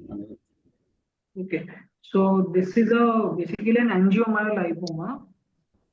We were trying to show that when you consider the renal medullary sinus, sinus is rich in fat, and the echogenicity of the particular SOL which you are seeing, the lesion is actually matching that of the echogenicity of the renal medullary sinus fats. So probably a lesion which is rich in fat. When you look at the Hounsfield unit, the usually something below 10 to 15 that corroborates with that of a fat containing SOL, which most commonly is a angiomyolipoma. And when you look at the MRI of this, both the T1 images, when you do a fat suppression, exactly the fat portion is neutralized. That shows it's a fat-rich lesion. And the T2 in which the fat is supposed to flare up.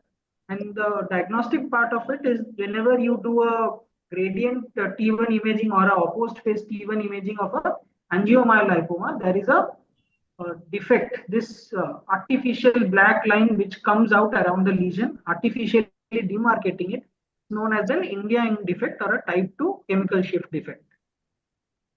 So this is an angiomyolipoma. From this point, can you go to the second question? what is your diagnosis? Angiolipoma. How will you manage this patient? Diagnosis is there already. So how do you manage this patient?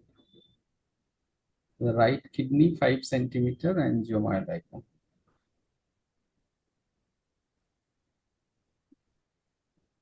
You might require an excision, sir. Look for any associated conditions associated with angiolipoma. So in which conditions you need a excision of an angiomyolipoma? If you directly want to proceed with excision of this patient, the size is around 5 centimeters. Go ahead. The risk of embolism is there. So,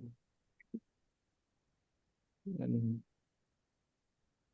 Angiomyolipoma, risk of bleeding is there, not is a embolization. So, next.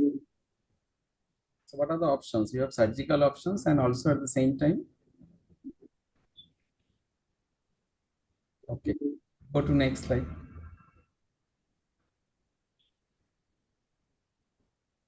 So complaints of dysfunctional uterine bleeding, 2 cycles, treated with cyclical hormonal therapy for 3 cycles. Follow-up imaging at 12 months, severe abdominal pain with hematuria with 7 centimeter size. How do you approach to manage?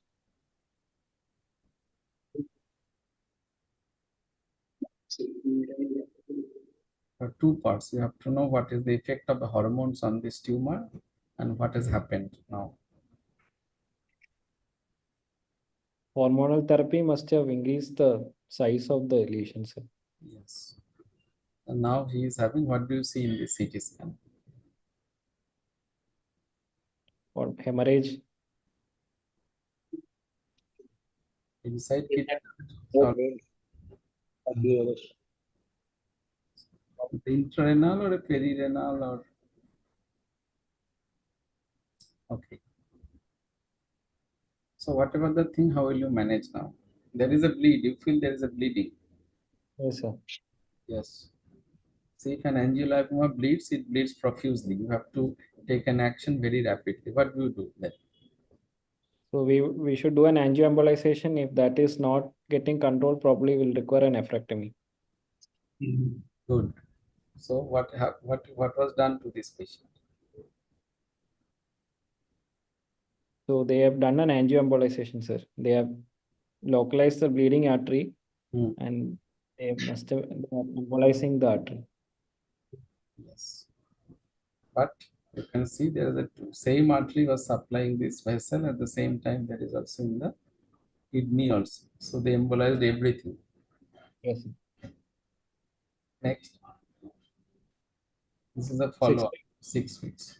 6 weeks later, patient present with complaints of severe hypotension, severe pain in the flanks, confusion, reduced urine output.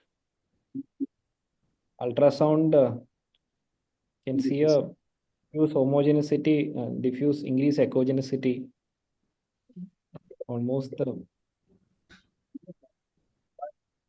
corticomedullary differentiation also we are not able to demarcate. So he has lost the kidney. In view of the previous history, what do you expect? There is an embolization and there is an accidental or maybe extension of blue. Cortical infarct must have happened. Yes. So next. You can see this is an. What is the diagnosis? How do you manage? It's also showing hemorrhagic right kidney, sir. It is a contrast CT scan or a non-contrast one? It's a non-contrast. No. You see the aorta. Aorta, it's a contrast CT, sir. So whether it's going equally in the both kidneys? No, sir. It's preferentially it's less going to the right side. Embolized and at the same time renal artery has been also thrombosed probably. Okay. Okay. Next. Now what to do with this kidney?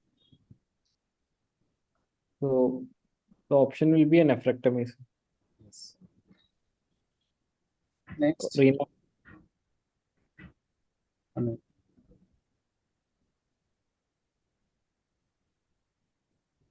The next one. So this basically was a case of an angiomyolipoma, which actually originates from the periepithelial cells. And the classification, mainly what we described was a classic angiomyolipoma, which usually is hyperechoic on ultrasound, which is fat rich. But other atypical presentations are possible if you have a fat poor angiomyolipoma or a purely epithelioid angiomyolipoma, which is depleted from fat tissues. They can have a varied amount of presentation, and there usually the risk of malignancy and metastasis is higher. So again, it's very commonly associated with tuberous sclerosis, lymphangiomatosis of the lungs, and certain drugs, because of its activation of the mTOR pathway, certain drugs like the mTOR inhibitors, like everolimus and sirolimus, have been successfully used when you have a multiple angiomyolipomas. So in this case, what essentially the initial concepts with managing angiolipoma was that whenever you have a size cut of around 4 centimeters, there would be a place for doing any kind of intervention, but subsequent studies have shown that up to a size of around 6 centimeters, we can wait and watch, and then we actually have to look if there are possibilities of high risk for malignant transformation, or if the size is large, if there are other reasons to actually intervene. Like if you have an annual growth rate of more than 2.5 mm, if you have a large aneurysm within the angiomyolipoma, or if the patient is on any kind of exogenous hormonal therapy, or if the patient is not having any kind of access to emergency services, and most importantly, according to the profession of the patient, if he has a very high risk occupation, then you might actually choose to intervene rather than do an active surveillance. And otherwise, in a fairly large angiomyolipoma, your surveillance would be preferably by an MRI, which is typically done at 6 months and 12 months, and after that yearly. And if you have a stable growth rate, then you can manage with ultrasounds. And if you get these growth rates, then the surgery is again depending on the nature and location. It can be preferably it is done by a selective angioartery embolization, which can reduce the size. But if it is not possible, or if the vascular supply involves portion of the kidney, or the same vascularity is supplying the portion of the renal parenchyma, then nephron sparing surgeries are preferred to. And the last part, which had presented with this perirenal hematoma, that was a presentation of a Wunderlich syndrome, that is usually a spontaneous non-traumatic renal hemorrhage, and the triad of presentation is known as the Lenz triad. And the previous artifact which we were describing as the India Inc. artifact, which was seen in the gradient T1. So this is the second question. So idea of presenting with the previous case that in your practice, it may not come in the examination, but in your practice, you will get a patient will come with a report of 3 millimeter angiomyolipoma to 7 centimeter angiomyolipoma, and every time if you are not sure what to do, you cannot decide in the clinic. So it is better to have some knowledge before you pass your DM or the DNB examination. You can go to the third question, I think. Third question. Huh? Answer? Yes, third one. I think the time is. Yes, the question 3. So, Dr. Nitin. 30-year-old male with complaints of pedal edema grade 1 with frothing urine, non-diabetic, recently diagnosed with hypertension, complaints of episodes of dizziness and vertigo with occasional ringing sounds in the ear. On examination, alert, conscious, oriented with BP of 140/80 with pedal edema. Systemic examination was normal. Skin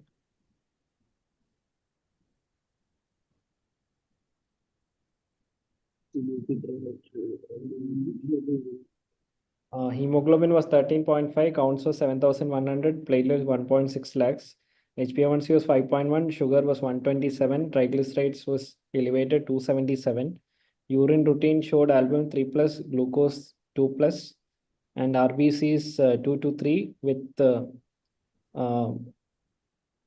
your 25 urine protein of 3, pus cells of 3.5 and 25 urine protein of 3.8 grams. Describe the lesion. Skin, there are multiple purpuric nodules.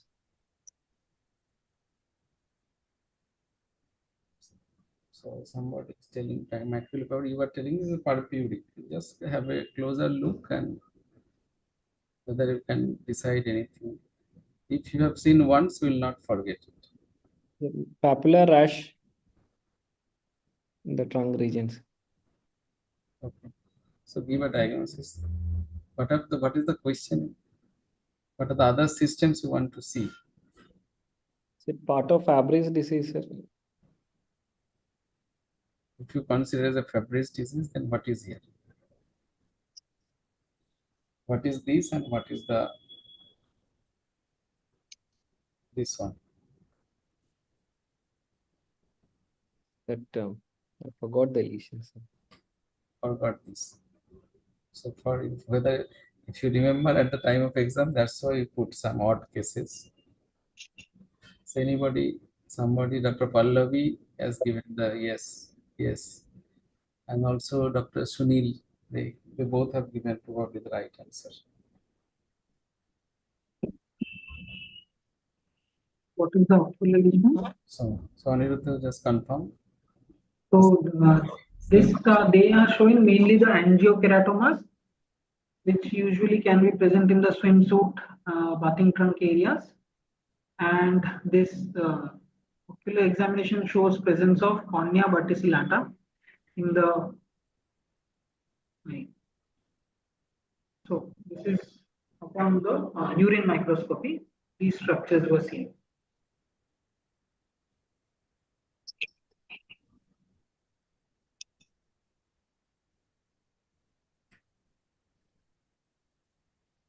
Fat droplets. They are the fat droplets, but what are the names? Name not shown. Pallavi has responded as oval fat bodies. Do you agree this is oval fat bodies?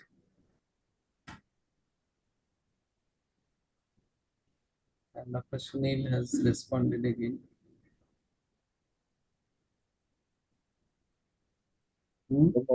So, yes, if you want, if you know, then you can respond. Otherwise, we can go forward to the next. Not sure, sir. Yes. Name. Not We'll proceed further, then we will go regarding the okay. Forget it. Read it.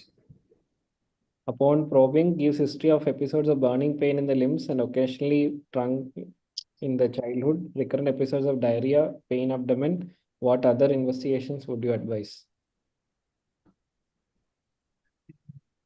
Is this matching with the diagnosis? Genetic testing we can do.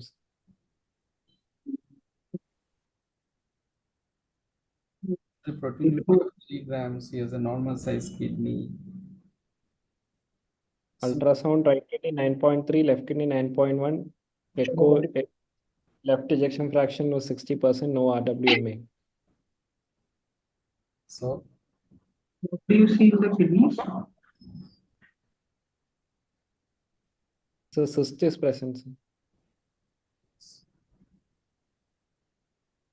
so is it related to this disease? No, it's as incidental finding.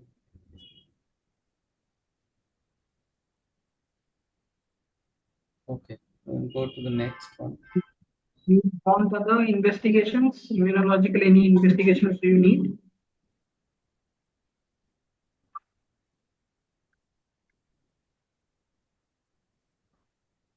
C3118, C433, ANA negative, plateau negative. Immunological tests are normal. So he is biopsied. Just read it. So renal biopsy, H&E stain shows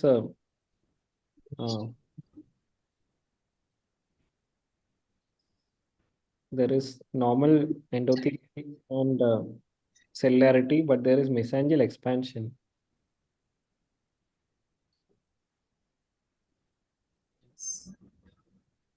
What is very prominent? Do you feel this glomerulus is looking normal or?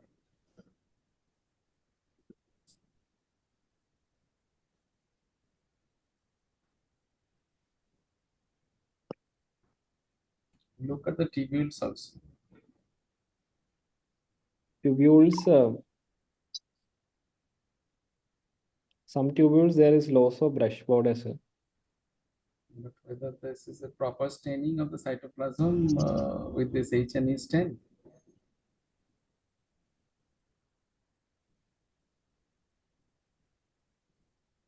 Vacuolization, So it is a bit paler, whiter.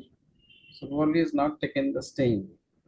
Something is there in the cytoplasm.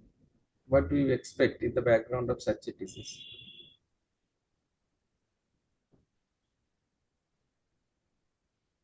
inclusions, This is very classical. You see once and you will remember. Next. So what is this? What is the type of staining and what do you see here? the trichrome silver stain, sir. Trichrome. There is only one chrome, no trichrome. Arrows are trichrome. Blue.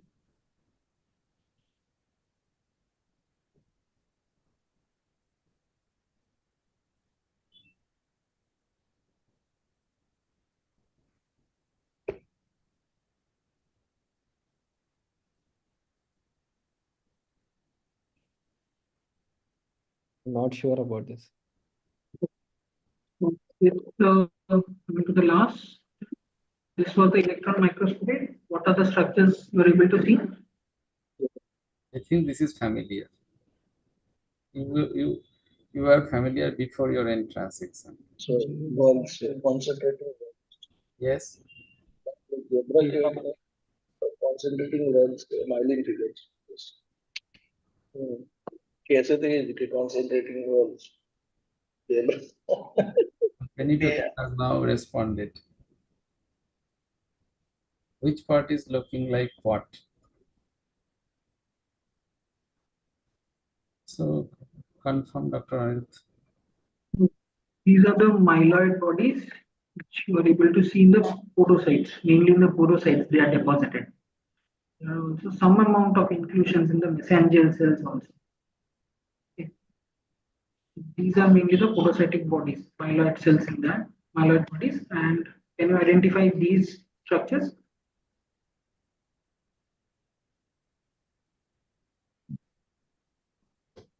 This matches with the face of Bra. Jita. It looks like Zebra bodies, yes.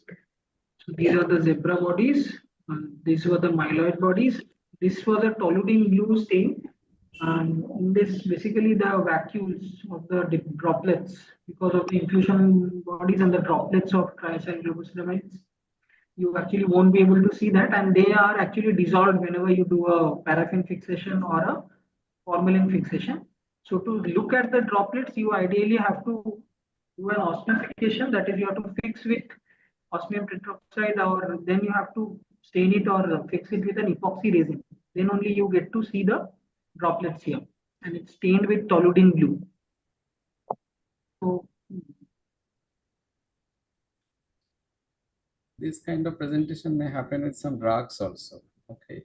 So can you remember, name some drugs which can produce these findings as you see in the histopathology? Calcineurin inhibitors, HCQs. Somebody has responded. Dr. Megha, Dr. Pulkit, yes. We have discussed a lot today. are there any relation with these kind of relation of these structures with these kind of inclusion bodies? Okay, tell that already. Pallavi and so many people has responded. You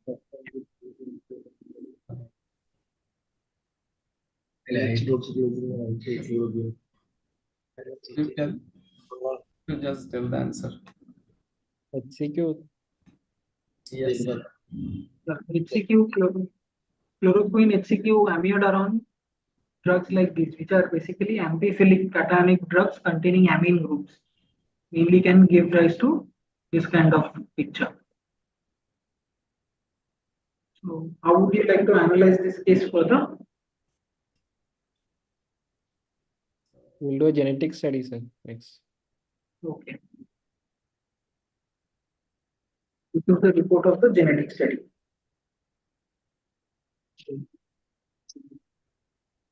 Here, It's showing a Fabry's disease with pathogenic variant in The- GLI gene.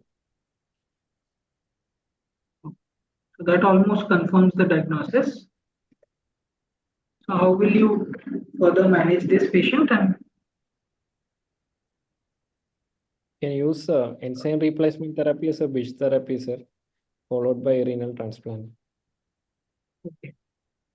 So at present, the patient is obviously having a normal renal function. So you started the patient on enzyme replacement therapy. You were monitoring.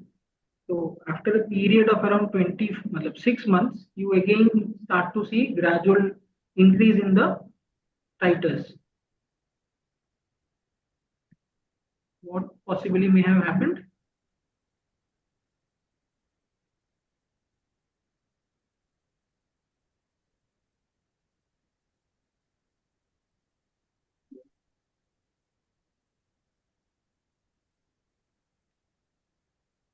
No, not sure, sir. So basically, they represent the development of antibodies against those enzymes because they are synthetic enzyme molecules. So there are neutralizing antibodies that can develop usually after a certain period of those therapies. So we'll discuss about those. Are there any alternative therapies?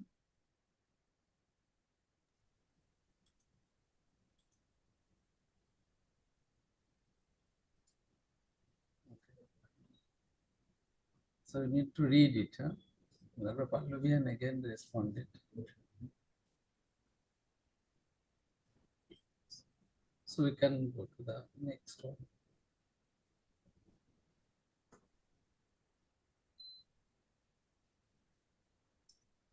Okay. Depending on whether the nature of the mutation has any kind of bearing on this. So there are few drugs or at least certain oral drugs which are available, but they need to have amenable mutations. So when checked, this mutation was not amenable for oral therapy of this. That is, for a oral chaperone therapy, it was not amenable.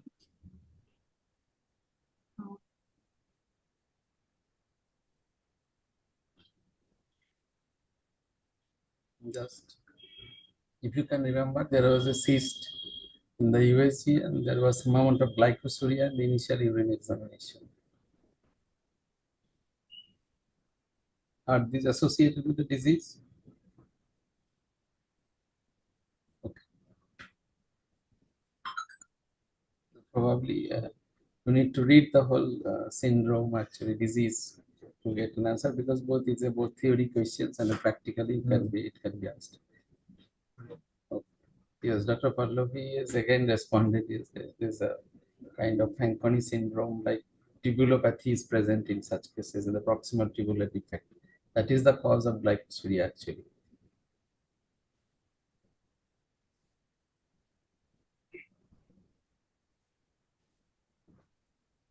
ESRD, we can do renal replacement therapy, sir. You can do renal transplantation. What is the possibility of recurrence of that particular disease in the kidney, grafted kidney? 20 to 30%.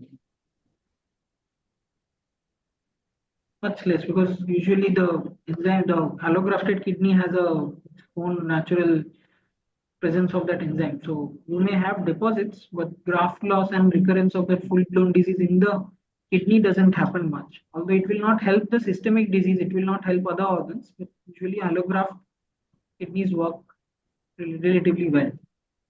That is the So again, hyperoxaluria type. There is a different, here the kidney is affected in the subsequent after transplantation. Okay. So again, this slide highlights the pathogenesis, basically the deficiency of alpha galactosidase A enzyme, and there is accumulation of this triacyl glycoside ceramides in the lysozyme that deposit in various organs and give rise to a multitude of symptoms, which again we have described today. And if we look at this timeline of the progress of Fabry's disease, mainly we see they present very initially with painful acroparesthesia crisis episodes that develop in the early childhood. They usually disappear by early adulthood, and after that you get the later onset of renal disease and cardiac disease, which mainly are the cause of death. You may get this CNS involvement in form of stroke and TIAs. And obviously mutations have very significant bearing because there are certain mutations which are very benign and few mutations are pathogenic, especially when you have a nonsense mutation or a completely deleting mutation. They have very significant impact on the enzyme activity, and that give rise to very aggressive phenotype. There are late onset phenotypes that are present with this minor or much more benign type of mutations. And again, for all the males presenting, even if they are symptomatic or asymptomatic, classical presentation of Fabry's in all males should be treated with enzyme replacement therapy. Females, again, they are usually much less symptomatic. So depending on the organ involvement, you have to plan out for the enzyme replacement therapy. And for late onset diseases, if you have evidence of end organ damage, then we can plan and proceed with enzyme replacement therapy. Now this image shows basically the enzyme replacement therapy, and there are usually two forms which are available. That is agalacidase alpha and beta. Again, the origin of the cells are different, and the molecules slightly differ in their affinity towards this. Usually the mannose 6-phosphate protein, this mannose 6-phosphate residues, which again bind with the lysozyme, and they actually bring the enzymes inside the lysozyme where they work. So usually Replagal has a much lower dose, and commonly this Fabrizyme has a much more higher dose. Now, as we were describing the generation of these neutralizing antibodies against this enzyme therapy, they can reduce your efficacy of your drugs. Mainly, they can increase the clearance, they can directly neutralize, give rise to infusion reactions, as well as they can give rise to immune complex deposition diseases. And in patients who have completely null activity of or complete null mutation, where there is no baseline galactosidase activity, they have a much more higher risk because your body generates a much more stronger immune response towards these foreignly or this outsidely supplied enzymes. And you can have when you have it has been shown that Fabrizyme has a much more higher chance of developing this neutralizing antibodies because the dose frequency, the amount of dose is higher. And to neutralize it or to circumvent it, other like certain immunosuppressive therapies have been used. Most commonly, they were used for other storage diseases like Gaucher's disease and Pompe's disease, but they have been tried in this Fabry's disease also, that is immune adsorption, IVIG, use of rituximab, bortezomib, as well as use of mTOR inhibitors. And these two new other enzymes which have come up, in which there is a pegylated variant, again developed from a plant-based protein that has a much more longer T-half and usually gives much less immunogenic, and a recombinant protein which was developed from a moss. So that both of these actually bypass and circumnavigate this and have a much more higher activity. And the oral variant for this particular disease, which was approved, is a Galafold or a migalastat, that is a oral chaperone therapy, and they actually stabilize these misfolded proteins, and this can actually come. There is an alternate day oral dosage for this. The other therapies which are actually in pipeline is that is the substrate reduction, so that you actually prevent the generation of these triacyl ceramides. the drugs which are used are usually lucerastat and venglustat, and the gene therapy by delivering the gene via lentiviral particle or an adenoviral particle. The lentiviral particles usually you have to culture the cells and then inoculate it, and then these cultured cells are sent back by a transfusion, autologous transfusion, or you can directly give this gene therapy using adenoviruses. So this again, what we were described, the steps which we can actually intervene. And other than that, all the patients actually you have to keep the patients on these ASARBs and other anti-proteinuric therapies. So there is a potential role for SGLT2 inhibitors as well as MRAs and non-steroidal MRAs. And for assessment of the severity, mainly two other systems were used. And nowadays, FASTEX or a Fabry stabilization index is used to actually assess the stability of the disease. And the initial image which we were seeing, that was of a mulberry body. Mulberry bodies are actually like fat or oval fat bodies only, but only thing is they have this spherical bowl-shaped appearance, which is very specific and which is found in Fabry's disease. So the cells containing mulberry bodies are known as mulberry cells, and the isolated bodies are known as the mulberry bodies. They again, like these oval fat bodies, show this Maltese cross sign also, and they will be staining with oil red. But the main thing is they originate mainly from podocytes, and the fat oval bodies mainly originate from the tubuloepithelial cells. And the presence of parapelvic cyst is again very commonly associated with Fabry's disease, which again can give an inkling towards the diagnosis. And the drug-induced this myeloid bodies which we were describing, multiple drugs have been shown to cause this drug-induced phospholipidosis.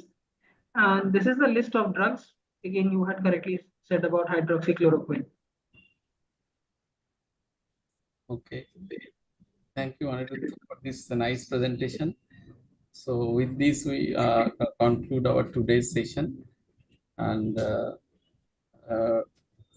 especially at the end, I would like to thank Dr. Gombar for his presence and nice and excellent discussion. And also thanks to Dr. Nitin for your contribution, and to your boss, Dr. Santosh. And at the same time, I would also thank to this micro lab, Mr. Saurabh, Amol, Kuntal, and Ashish. So with this, we conclude our session. We'll be meeting very soon for the next class about this CAPT and its complications. So probably that will be one or two more classes before the examination.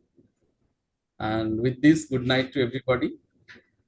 And thank you all for participating. Thank you. Thank Thank you, sir.